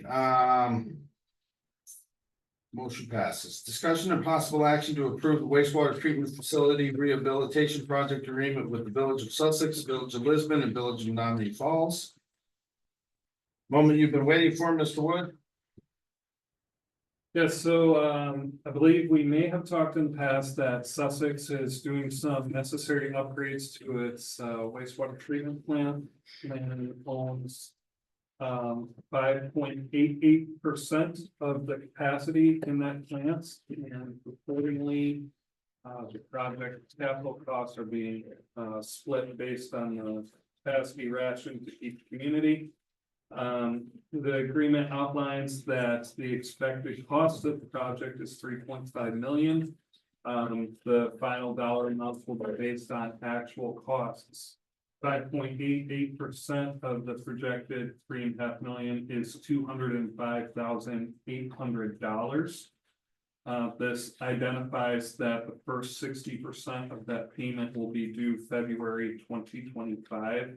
That equates to $123,480 if those costs hold. The second payment would be due in August, which would be about $72,000, and the final payment will be due at project completion and anticipated in October of next year at about $10,300.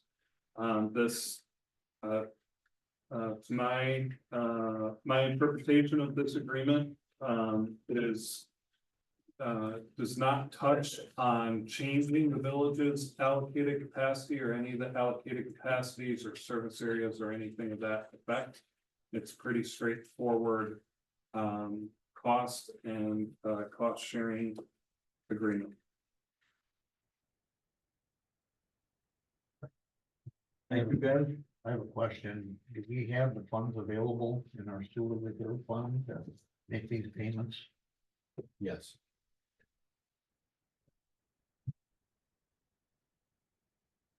Did you have some, I see you have some notations there. No, I'm in full agreement Okay. with Mr. Wood. Yeah. I Our think this is- capacity is 5.88%. There's no alteration of this. So I think we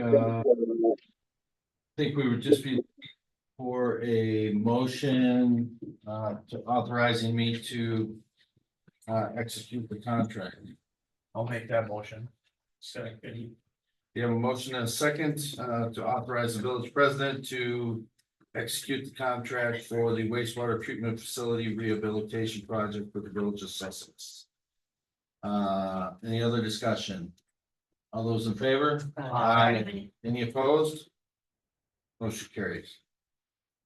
Item 16, discussion and possible action regarding water system interconnection agreement with the Village of Sussex. Well, this is another piece that we've talked about a little bit, and Ben can walk us through the high levels of this. And Jerry, you can add in if you have other thoughts. I'll jog if you don't mind. Yeah. So conceptually, we've talked about this at past meetings. The premise here is that land is in need of a third source of supply. We've looked at options of doing our own shallow well, doing our own deep aquifer well, and interconnecting with a neighbor. The only viable neighbor to interconnect with is the village of Sussex, and I can get into various reasons as to why that's kind of the preferred alternative for a third source of supply, if you should have questions. Again, we approached the village probably a year and a half ago now, and they were not interested. We double checked with them about 6 months ago, and they said, actually, we are interested. They took the first draft or took the responsibility upon themselves to make the first draft. And I made some comments to this, which you'll see in bold text in the document that's incorporated in your packet. This is how they incorporated my suggested changes. Both President Yates and Trustee Newman were present in a meeting to kind of step through those. I frankly would have hoped that I would have been able to organize another kind of working session since then and before this meeting in order to kind of incorporate Hector's an opportunity for Hector to review this. I don't believe he's had an opportunity to review and comment on this. But the premise of this agreement, again, is that the interconnection would happen on Good Hope Road, go through the village of Lisbon and connect near the Sussex compost site, which is, there's a yellow hydrant there already. That's where they would connect. They're planning, Sussex is planning on building a new deep aquifer well facility with treatment. As a connection fee, they want Lannon to pay 50% of the cost of a new well facility. That is addressed on line 112.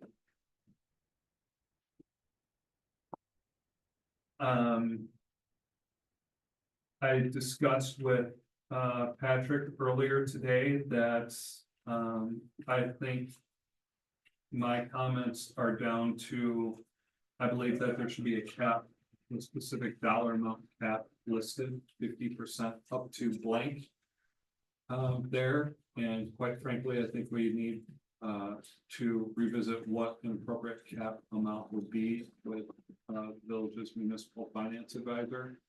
The village of Sussex has kind of made its ask or insistence upon what that would be. And it's identified in the TID project plan as the third source being covered for under TID funds. Likely what that would mean for the village is it would have to borrow and repay that connection fee through TID funds. Fortunately, in discussing this with the Public Service Commission, such a connection fee is not considered as part of the water utility expenses. It's more of a municipal cost. And so that $3 million cost would not impact the rates the same way as if the village were to build a well or something to that effect. So that is the very high level of this. Sussex is planning on pursuing some grant funds, which could to some extent offset the cost, and it stipulates that Lannon would participate willingly in applying for any such grants. I would like to call your attention to line 78, which is on page 2. Subpart B here, Lannon has requested and Sussex has agreed that it shall complete a rate study to set the initial rates as may be allowed by the PSC, and then the PSC shall establish the rates on Sussex's next rate case. So the Public Service Commission would treat this as like a wholesale water purchase agreement. Typically, they let the municipality set the rate for the first year, and then after a full year of operation, they go through a rate case to adjust it to make it more appropriate. The village / me is recommending that a rate study be done ahead of time. Most likely using Trilogy, who did some of that work for the village's connection fee review report in the past. The reason being is that I would hate to see a rate significantly change just 1 or 2 years into the arrangement, because the initial rate was not set appropriately. So this is just in my opinion, the ability to gain some information to kind of go into the arrangement with eyes wide open. Sussex is interested in entering this agreement so that they can plan accordingly, as it'll take them about 2 years yet to drill a well, do the treatment, get everything online and operational. If this agreement is entered into, the Public Service Commission still has to review any interconnections between water utilities. Public Service Commission would also have to review the construction authorization for Lannon to install any water main outside of its municipal boundaries. So there are a couple of agency hurdles to go through. And to that end, I want to bring you to line 137 on page 4, limitations.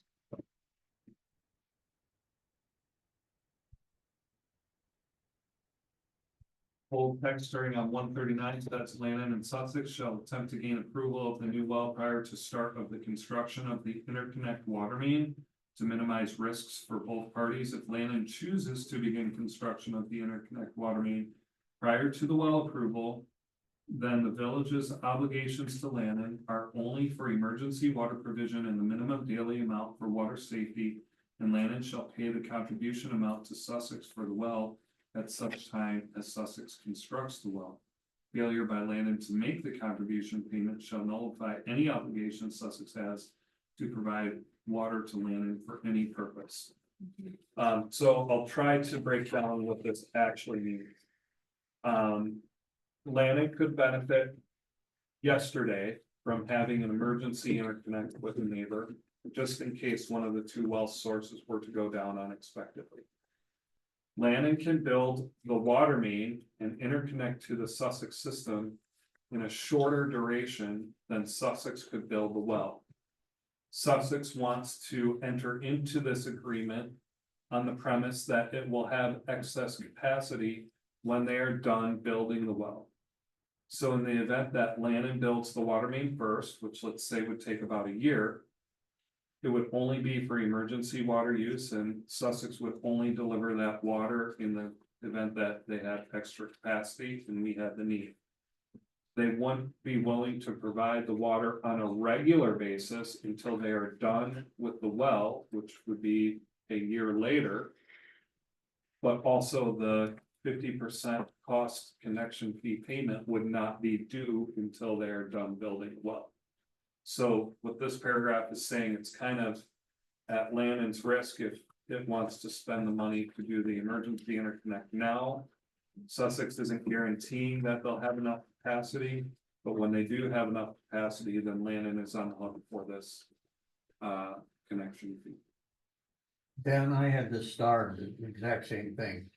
From my understanding of our meetings, we can put in the pipe tomorrow. Right. And connect to Sussex. And that would give us our future fire flow if we needed it, because they would still provide the water in an emergency situation. Correct. That's correct. Correct. Yeah. Except that the last line, the last sentence in here basically says, Yeah. okay, Sussex will let Lannon connect, build this emergency interconnect. In good faith that when Sussex builds the well, Lannon will pay its substantial connection fee. This last sentence says, if Lannon builds the well, I'm sorry, if Sussex builds the well, but Lannon is already connected and Lannon refuses to pay. Sussex will tell Lannon to pound sand and. Cut off our water. close the valve. Cut off our bad water. So Yes, that's no problem. right. And then in that same vein of water, we come to line 61, 62 in that area. And I'm a little bit concerned there, where it sort of says that, well, Sussex doesn't have to give us the water if there's a lack of available water or other condition. So there goes our fire flow. If they say no, we don't have any water for your emergency condition. It's kind of vague, isn't it? Yeah. Yeah, I That think bothers me. this could certainly be clarified as needed. I believe the intent from our meeting with them is. In the event we build the emergency interconnect first, but they're having an emergency of their own and they Yeah. don't have spare capacity for Lannon's emergency. Yep. They won't be able to give Lannon water. They come They're not first. gonna put their own system in an emergency Right. trying to help us. Okay. What's more likely than. Let's say a fire flow condition, might be. And just being practical, if the Whispering Ridge well were to go down. The most likely scenario for that would be a planned outage of 1 to 2 weeks to do a well rehabilitation. Right. That would be planned to be at a time of year when Sussex would think that it has extra capacity. Lannon couldn't just arbitrarily, late August, decide, hey, we now want to use. $100,000, 100,000 gallons per day from Sussex. Sussex might not have it, in which case they won't get it. But if we can schedule it Correct. because we're not down, yeah, we can work with them. If we go down. I guess we're at their mercy. Yeah, Okay. yep. I don't think we using another option. Well, that's it, right? Now, is there a possibility that the Public Service Commission would not allow the interconnect? There is a possibility. There certainly is, so. Being. Real about it, the pipe goes through the village of Lisbon. Okay. If the village of Lisbon wanted to contest. The construction authorization application, they could. I don't envision that, but I could see a scenario in which, that pipe goes by a couple dozen Lisbon properties. Yeah. If they wanted the permission to connect to Lannon's. Well, then Lannon would have to go through a whole revision of its service area, the Public Service Commission, and I guess. There's more of a likelihood of it slowing it down significantly than it would be its stopping. Right, but from our meetings, there was some indication that Lisbon, for those subdivisions up there, would be interested in getting on the water line. Yeah, potentially. Yeah. But doesn't that further complicate the whole notion of? Because we're downstream from Lisbon, that we would then technically become a customer of Lisbon rather than Lisbon being a customer of ours. So getting into it. The objective would be to keep things at its simplest form at the onset. And then entertain that only after. We know that the agencies would approve this interconnect with Sussex based on its. Core mission, which is to get Lannon. An emergency interconnect and more supply. Yeah. So to that point. I think it would be one application to go through that process. And if Lisbon, in that scenario, Lannon would own the pipe all the way to Sussex. Right. We did talk to Sussex about. Wanting Sussex to own the pipe all the way to Lannon. To the roundabout. Sussex cautioned. Well, if Sussex has control over that pipe. They could conceivably if Lisbon wanted to buy that pipe someday and start its own water utility. Sussex could technically sell the water to Lisbon. Lisbon marks it up. I think we all know from the growing pains that small water utilities have very high costs. Yeah. Lisbon could create their own water utility for that 1 mile stretch of pipe, and then Lisbon could mark it up again and sell the water to Lannon. Yeah. Therefore, Sussex encouraged that Lannon would stand to have the most control. If Lannon owned the pipe all the way through Lisbon to Sussex.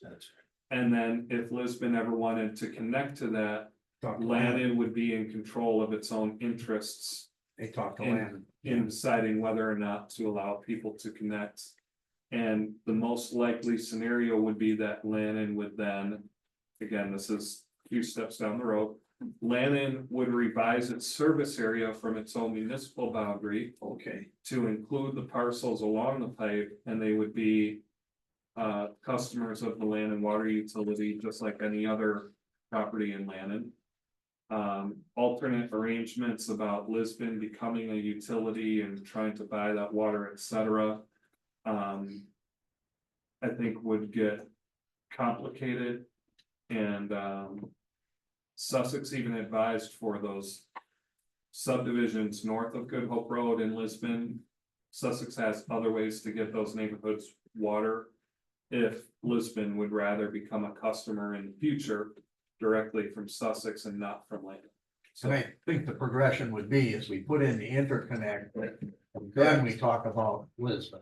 Because it's just gonna complicate the whole thing and Public Service Commission again and all of that. And what you're getting into, Jerry, is, I had initially thought that it would be a good idea for Lannon and Sussex just to do an emergency interconnect agreement. All right.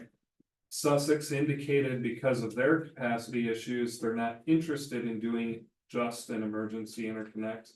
But they would entertain it if it was addressed in one common agreement, which allows Lannon to do an emergency interconnect initially. Before the well is done. But kind of with the acknowledgement, as I read that paragraph, that it would become a wholesale purchase agreement and Lannon would cost share in the well. Right. And I recall too that once the new well was done and it flowed 500 or whatever, then both parties would still have excess capacity to sell to Lisbon if that would occur. That's my guess, yes. Okay. Yes, sir. How would the access to Sussex be gained?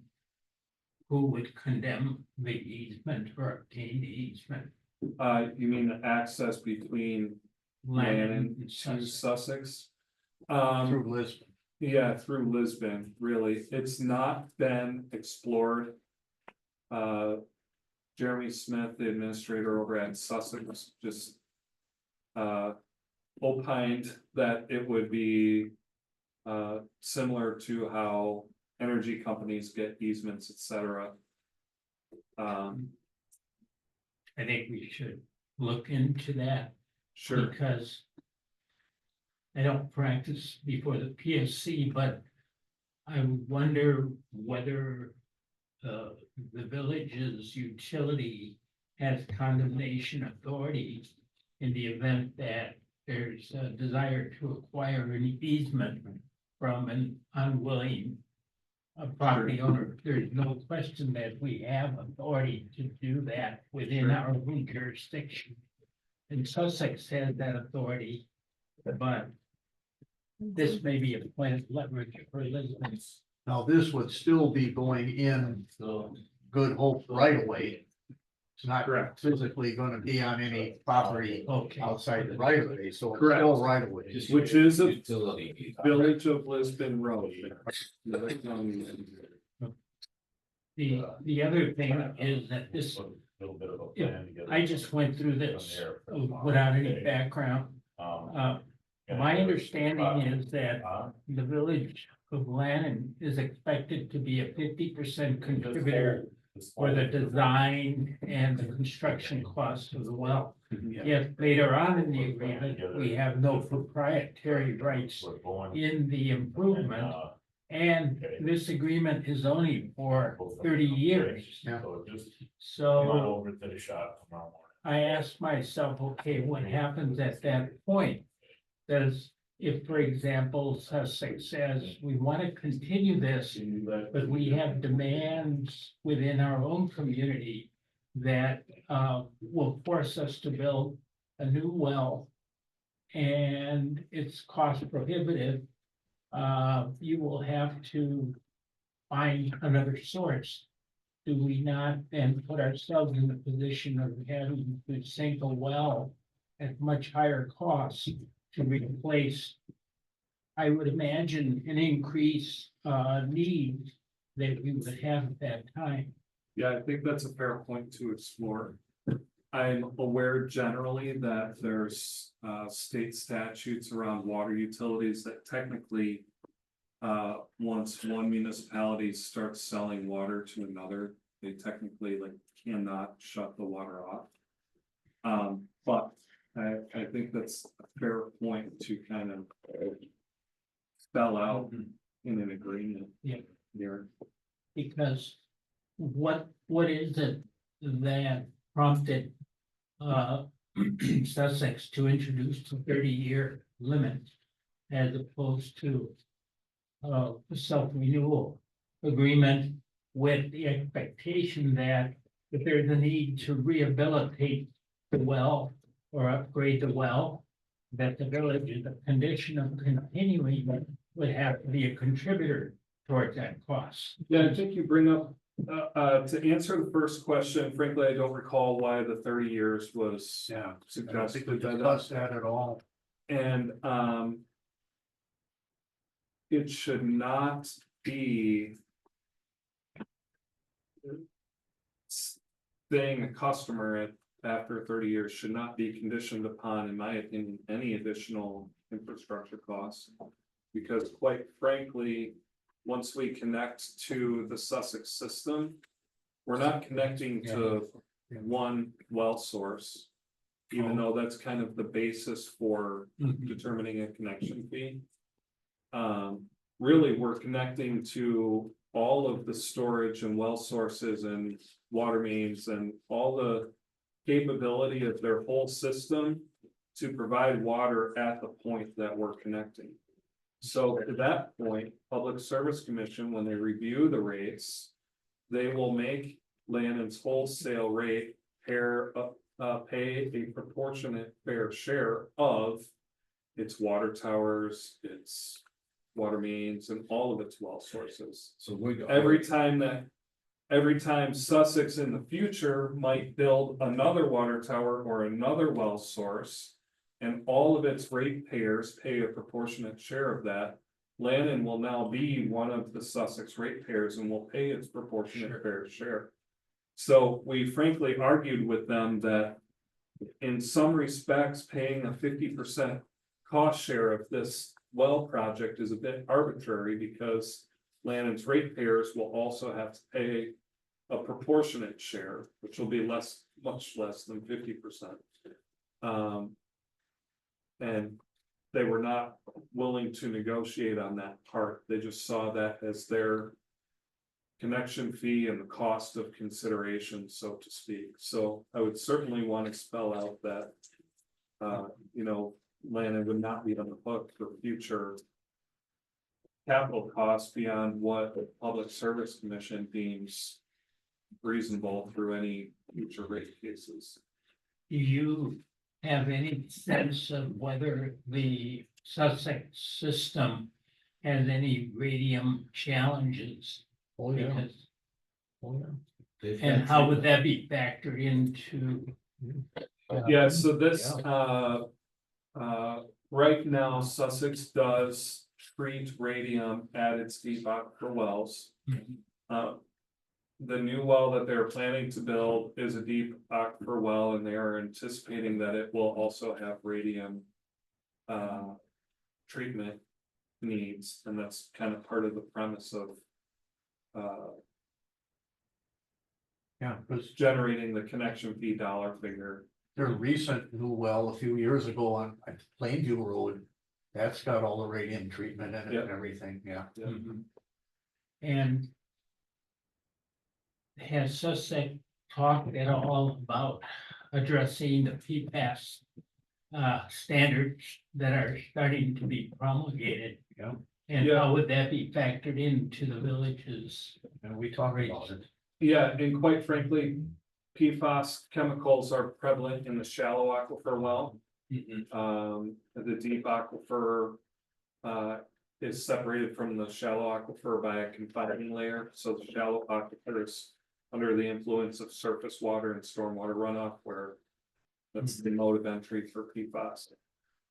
So they're kind of strategically, with all new sources of water, are just looking at deep aquifer wells.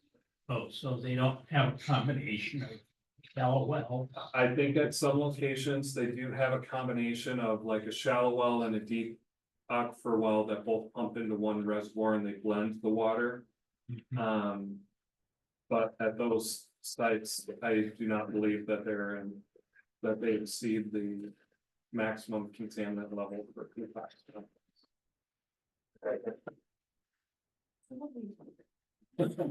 That the chair or you? So Hector, since you brought it up, I'll tell you that when Strand did a comparison of the alternatives for a third source of supply for Lannon, shallow aquifer well was ruled out just because of the susceptibility to PFAS contamination.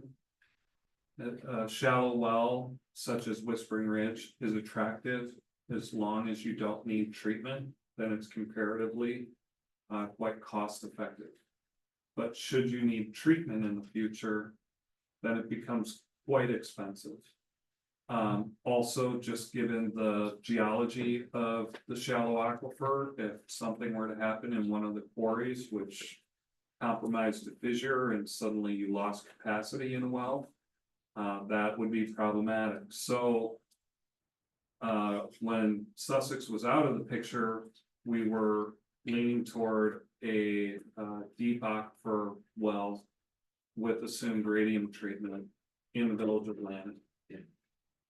One of the reasons why Sussex became more of an attractive option is they already have the water utility staff that are already operating multiple locations with radiant treatment.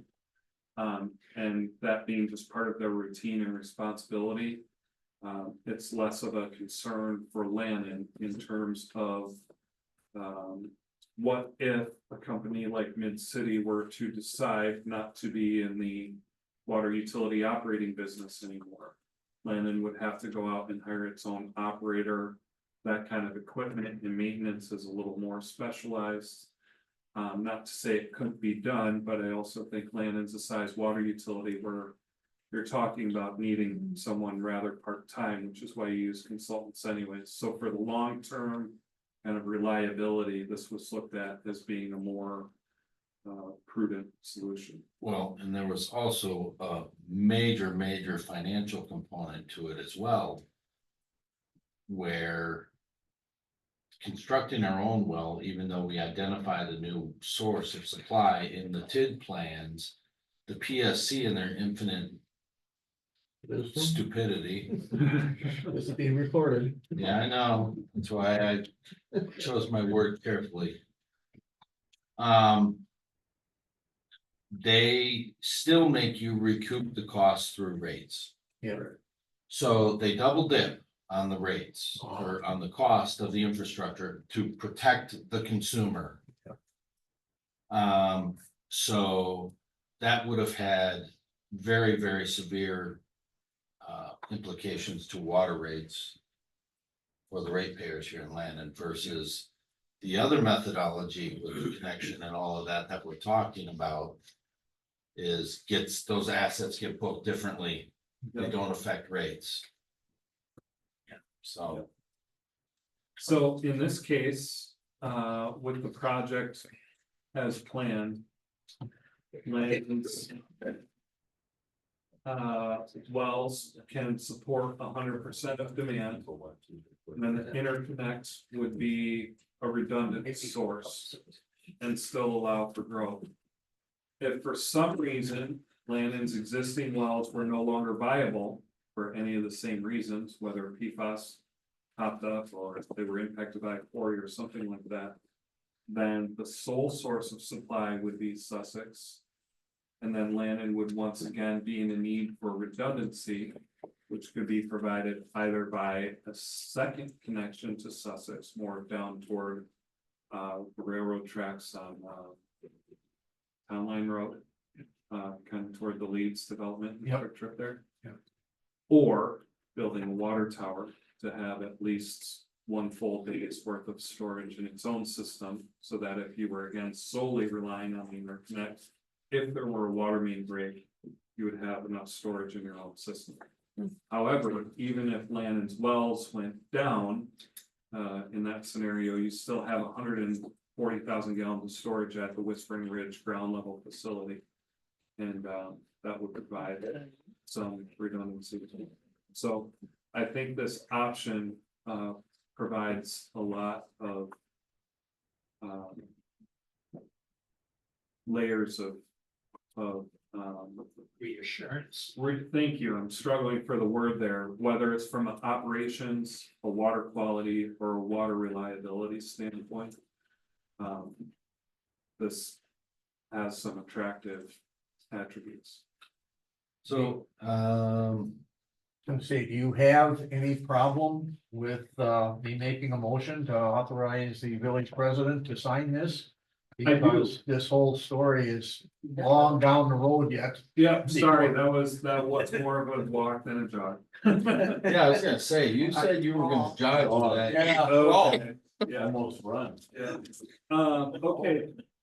The issue that I have with it is that I believe, for one, I think Hector and staff should have an opportunity to go through this at more of a deeper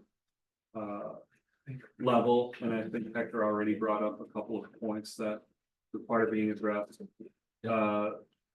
There's the line 61 and 62 that you mentioned, Jerry, and then I've got the line 112 thing that the 50% payment should have a cap on it. So I think that from here, it's a little bit political. Sussex was not in a position that they were like, hey, if you're gonna do this, we need you to approve it now. But I think Sussex would appreciate Feedback if we have any. yeah, right. Yeah. And at least an expression of the board's intent to keep things moving. So, in spirit of keeping it moving, I'll make a motion that we table this for review by the village attorney. Second. There's a motion, a second to table the item. Any other discussion? Anybody got any questions? It's all clear as mud, right? Can I have them as anybody possibly? Because they're looking for a new administrator and it's not running for president. Oh, interesting. I knew that their current administrator, I believe it's Kathy. Yep. Yeah. She's retiring at the end of the year. That's the extent that I. Has anybody thought about this? Kathy is aware that we're interested in doing an interconnect. We have not talked intentionally at all about, hey, what would an easement look like? What's their level of interest in having the ability to connect? Well, she was at our last meeting. She was. Yeah. But the conversation was more focused on like, Right. and let's get an agreement down first and then let's start talking. Just so we don't start going on this, they get it management change. Yeah, sure. Yep. Okay, we have a motion, a second, any other discussion? I'm trying. All in favor of the table? Aye. Any opposed? I didn't think so.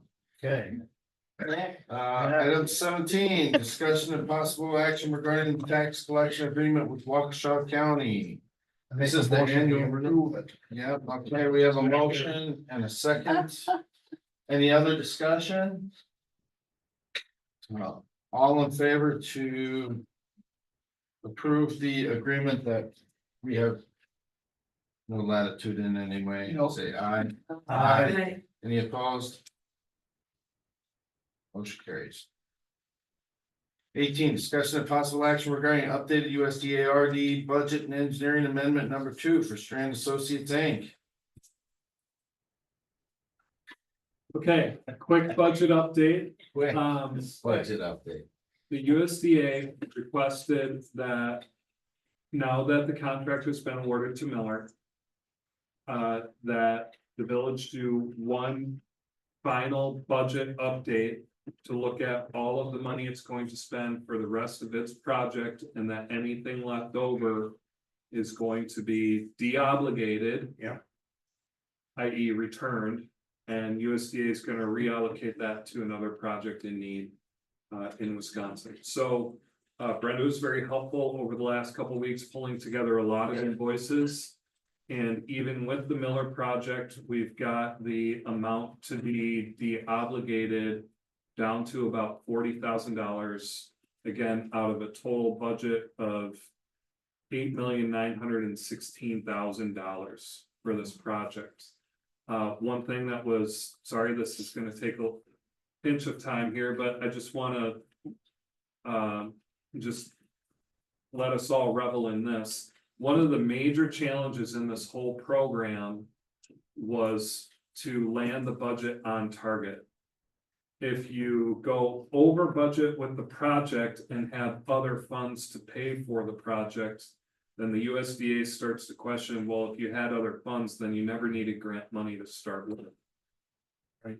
But since you've got so much money, which again, all but 4.998 million was grant money. It's about 3.5 million in grants after what the village had to contribute. You wanted to maximize that and use it all. So to be at this point and have the amount that's slated to get de-obligated down to 0.5% of the entire project cost, I think is pretty amazing. It's made possible because Miller came in so much lower. Now, is that the change order cushion yet too? So that's just what we know right now. Right. USDA will also be holding 5% of Miller's contract value, which is about another $44,000. So if all goes well on that project, USDA will de-obligate $40,000 now. They'll de-obligate about another 44 at the end of the project. So they get to return 85,000 or whatever it is to use toward other projects.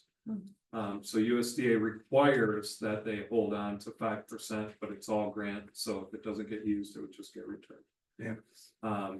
So that's the update on the project. Good news so far, we're a week and a half into the real construction here over on this project, and as Jerry pointed out, so far things are going smooth. No foreseen hiccups that would jeopardize the schedule or anything like that. Well, so the second half of this, amendment number 2.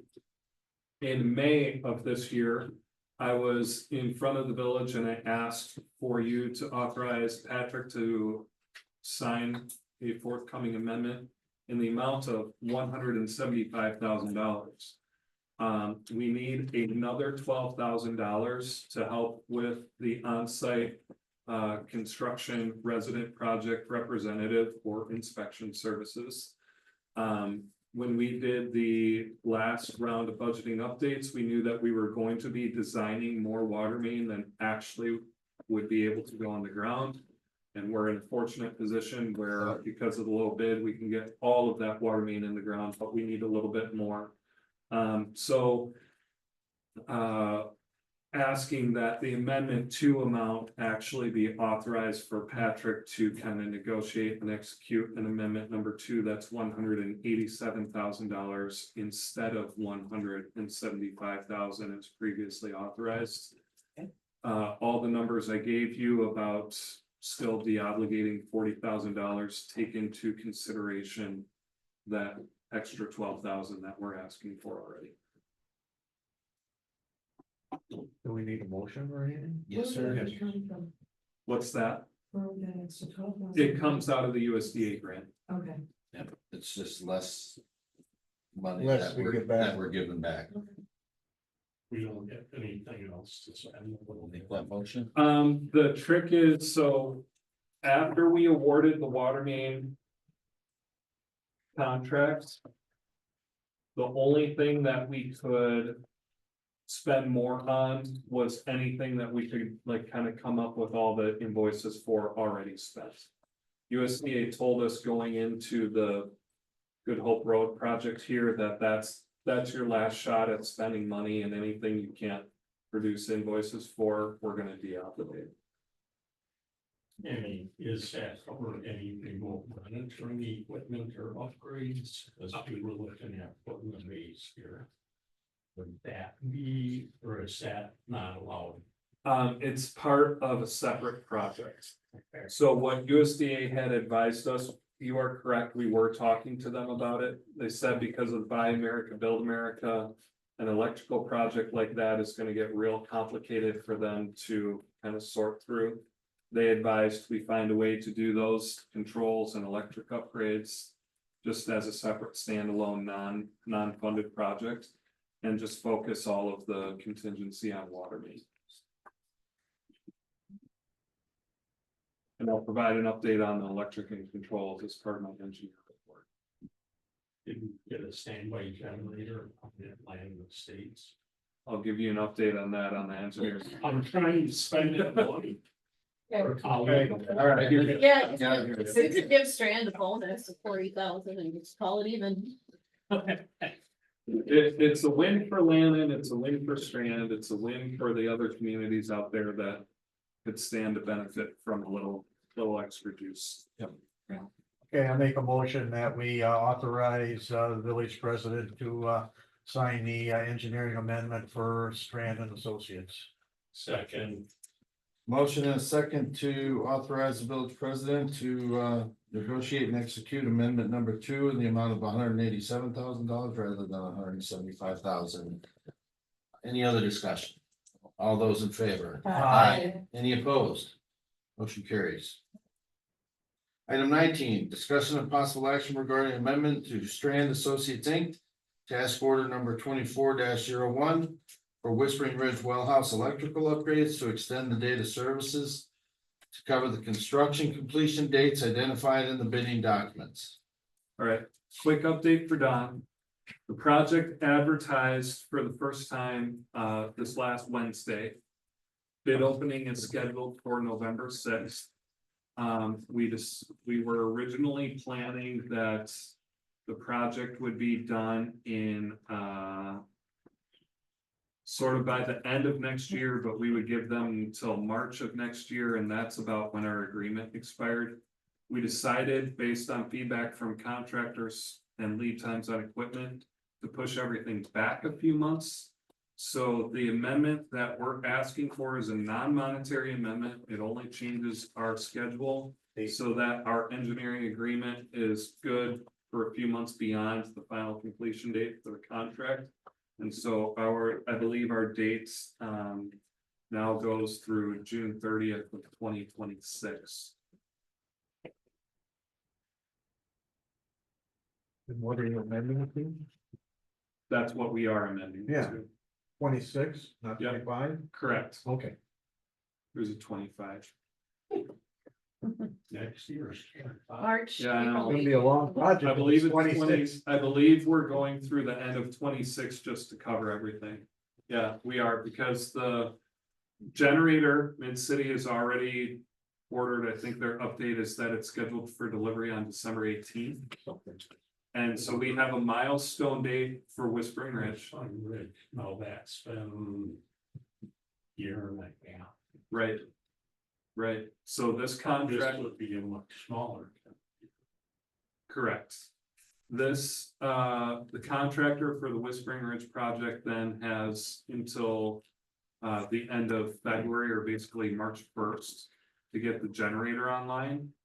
And then another year to go through all the other electrical upgrades. So yeah, our date extension is through June of 2026. Do we have a motion? I make a motion to authorize President Yates to execute the task order number 24-01 for Whispering Ridge Well House electrical upgrades, extending the date of services to cover construction completion. I'll second that. We have a motion, a second, any other discussion? All those in favor? Aye. Any opposed? Motion carries. Thank you, Ben. Discussion of possible action on WDNR urban non-point source and stormwater grant application. The Wisconsin DNR has completed or is near completion on a study of the Fox River. And all land and stormwater is part of the Fox River watershed and tributary. It's called a total maximum daily load study, where they break the river into segments and say, this is the amount of pollutants that the Fox River can tolerate before things go really bad. And so once they complete that study, each of the contributing communities, including Lannon, will have to do its own study to prove that its ultimate discharge of stormwater pollutants is less than the threshold that they've determined the receiving water body can handle. So even if Lannon's in a good position in that regard, which we feel it is, you still have to go through the steps of a study in order to prove to DNR that your water quality is going to be acceptable. In the event that study reveals that your ultimate water quality is not acceptable, you would have to come up with a capital improvement plan, et cetera, et cetera. This cause is near and dear to Strand's heart because it's actually how Strand, I think what Strand's first project with Jerry about 13, 14 years ago was to do a stormwater management plan to satisfy the requirements back then. So this one is specifically necessitated because of the Fox River TMDL nearing completion. They offer this urban non-point source water stormwater planning grant, which will be a 50% cost share. Strand's fee for preparing the grant application would be $9,800.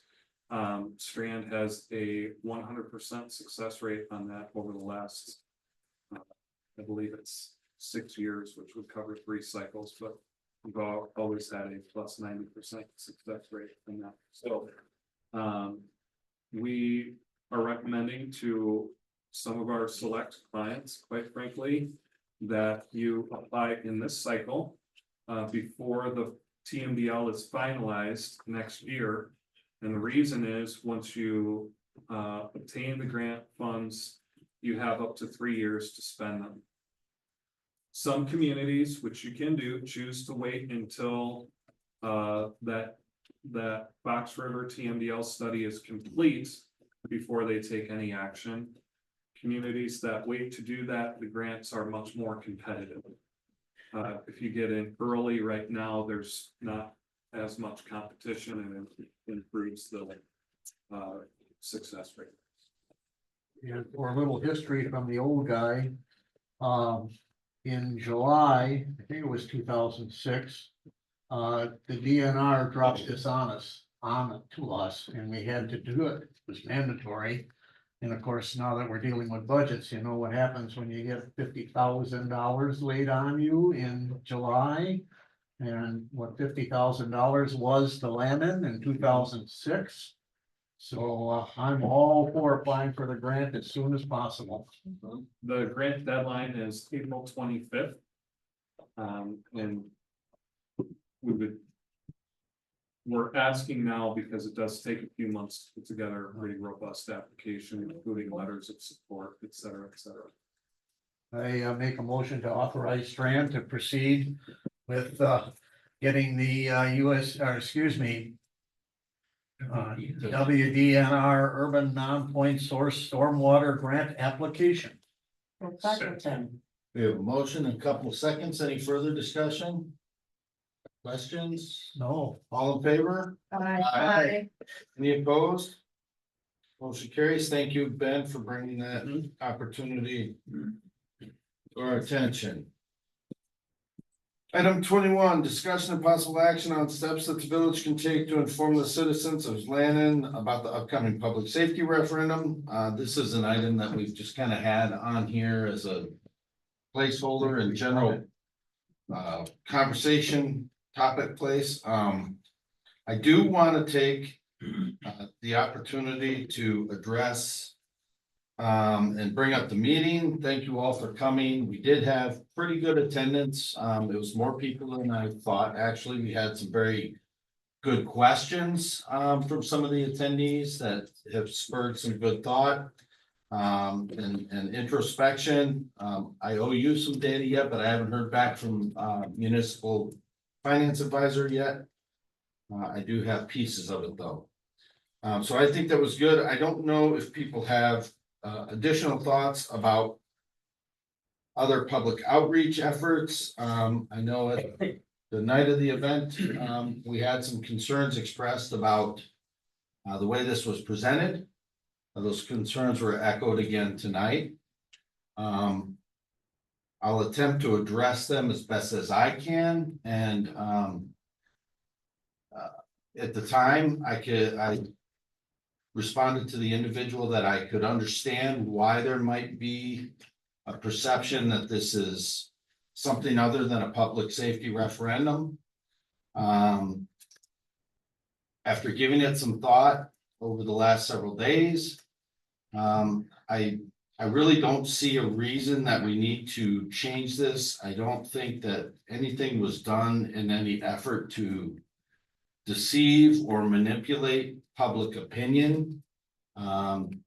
This is being conducted in the same fashion as it is in many other communities. I haven't had any concerns expressed to me throughout this entire process by legal counsel, by our municipal advisor, by our PR firm, by our accounting firm, of any kind of misrepresentation. Well, and it went I through the think state. it went through the Department of Revenue.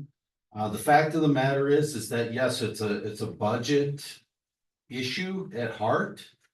But the source of the pressure on the budget is coming from public safety costs. So I just wanted to make that statement.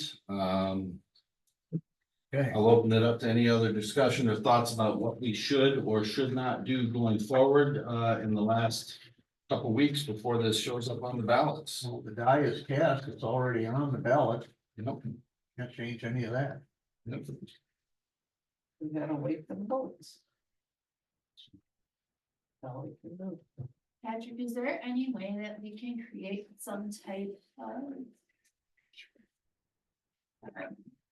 Is there any way we can create in simplicity what the numbers actually look like and how it was broken down?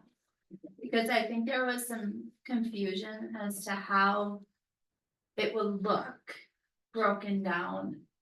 Because we had the great other two really nice billboards, but I feel like those Yeah. numbers were lost. So that is one of the things that, so when I reached, after the meeting that night, I reached out to Ellers. They were actually all off at a conference and throughout the rest of the week. I imagine they're getting caught up today. I have not, or as of the start of this meeting, I had not heard back from him to clarify those calculations and get an explanation for those questions. I do intend to get that. I can give you a very complicated version of the spreadsheet and how they got to it, but Too late.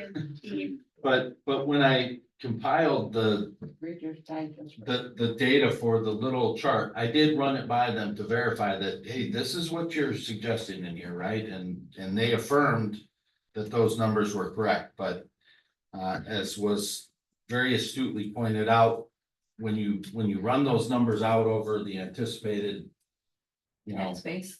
village, Mhm. it doesn't seem to make sense. Right.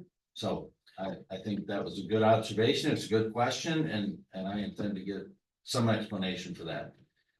When I do, then of course, if there is a difference, then we have to figure out how to communicate that, right? And rectify that. Come by Wednesday night.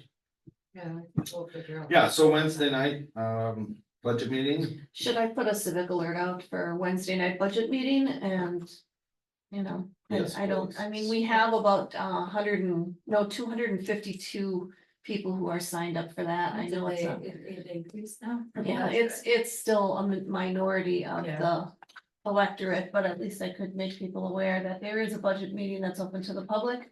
And, you know, has anybody heard anything on any of the social medias? I don't follow the village, Facebook page very close, but there hasn't been a lot of kerfuffle from anybody that. oddly quiet. Yeah. Okay, well, do you think we should have another public meeting? I don't think there's any other kind of marketing that we really need to do at this point, but. I think short of us doing individual outreach efforts, as has been previously suggested by Hector, short of that, I think, like Jerry said, the die has been cast. I think,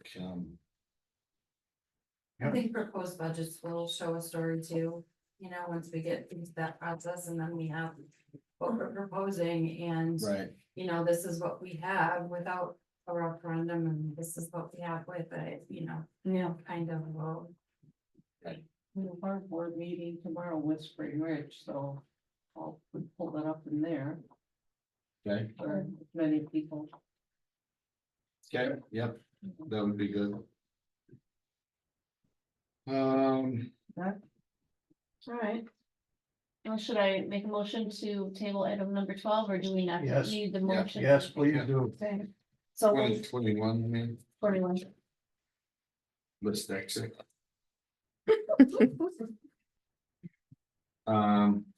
Okay, so you're gonna motion, do we have a second to table it?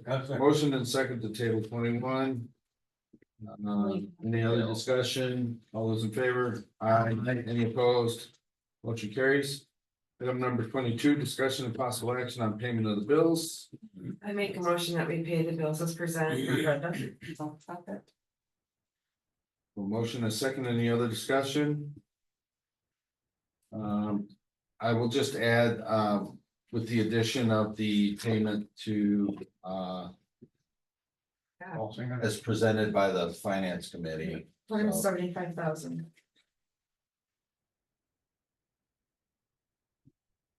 All in favor? Any opposed? Motion carries. Engineers report. Ben, you want to talk anymore? The only question of Mr. Summers that I did not answer was about the generator at the Land Estates facility.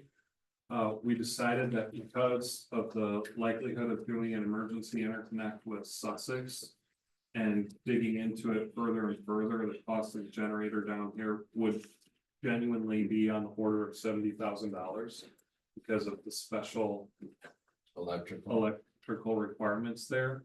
That the village would just rely on renting a generator if needed to cover the gap until an emergency interconnect is constructed. Is there a provision?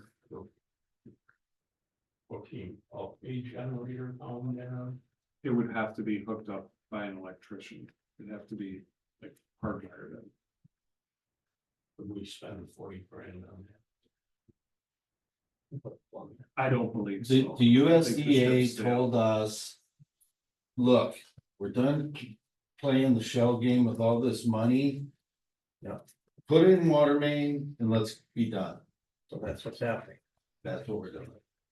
So, I appreciate you trying to squeeze out all the blood from the turnip, but I think getting it down to 0.5% is a monumental accomplishment. Okay. Attorney. Attorney's report. Just brief update with regards to our water hookup compliance lawsuit.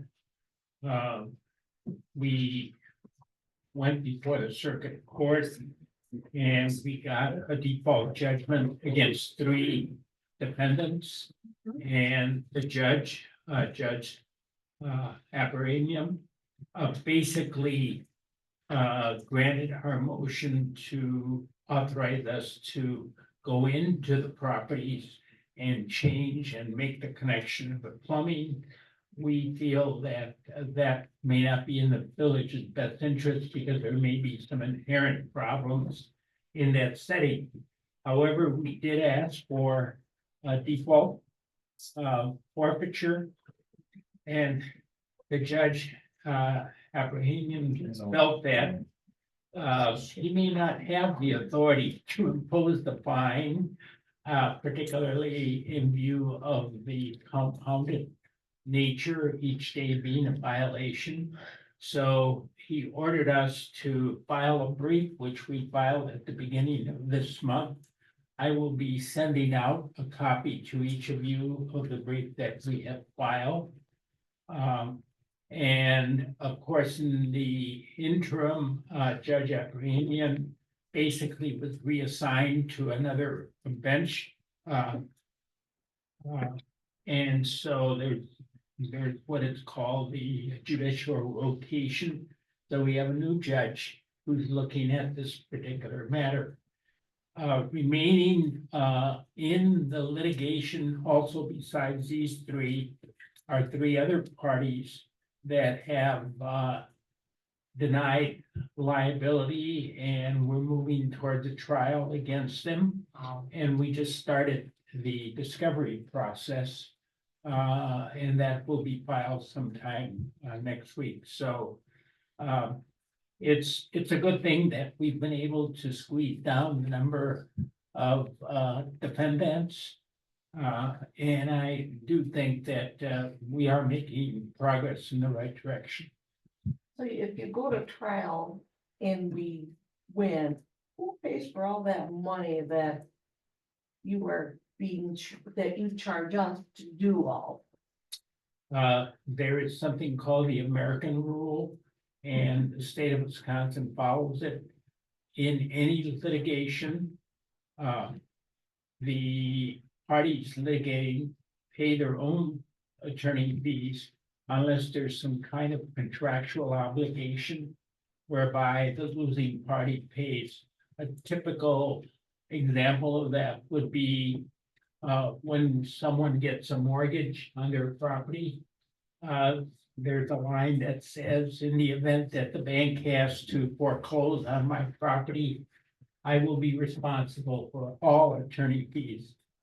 And so we're stuck, and for that reason, we're telling the judge, these people held out indefinitely despite all our efforts. So for that reason, they deserve to be fined, because we bent over backward, extending deadlines and reducing costs for them. They just had no rational reason. They're just taking it to the end. Yeah. So that's my report. Thanks for the update. Next. President's report, I don't think we have anything that we have not covered already. Good. And we have a closed session. Holy cow. To go into closed session. We have a motion. Tell my boss I'll be late tomorrow. Do we have a second to go into closed session? We need to take. I will second that. Second, Okay, we have a motion, a second, we'll do a roll call vote. Blake, Yes. Calatolo Roby, Yes. Newman, Yes. Yates, yes. Yes. Moore. Grenier. yes. Summers. Yes. Get this over with. Yeah, sounds like it's gonna be quick.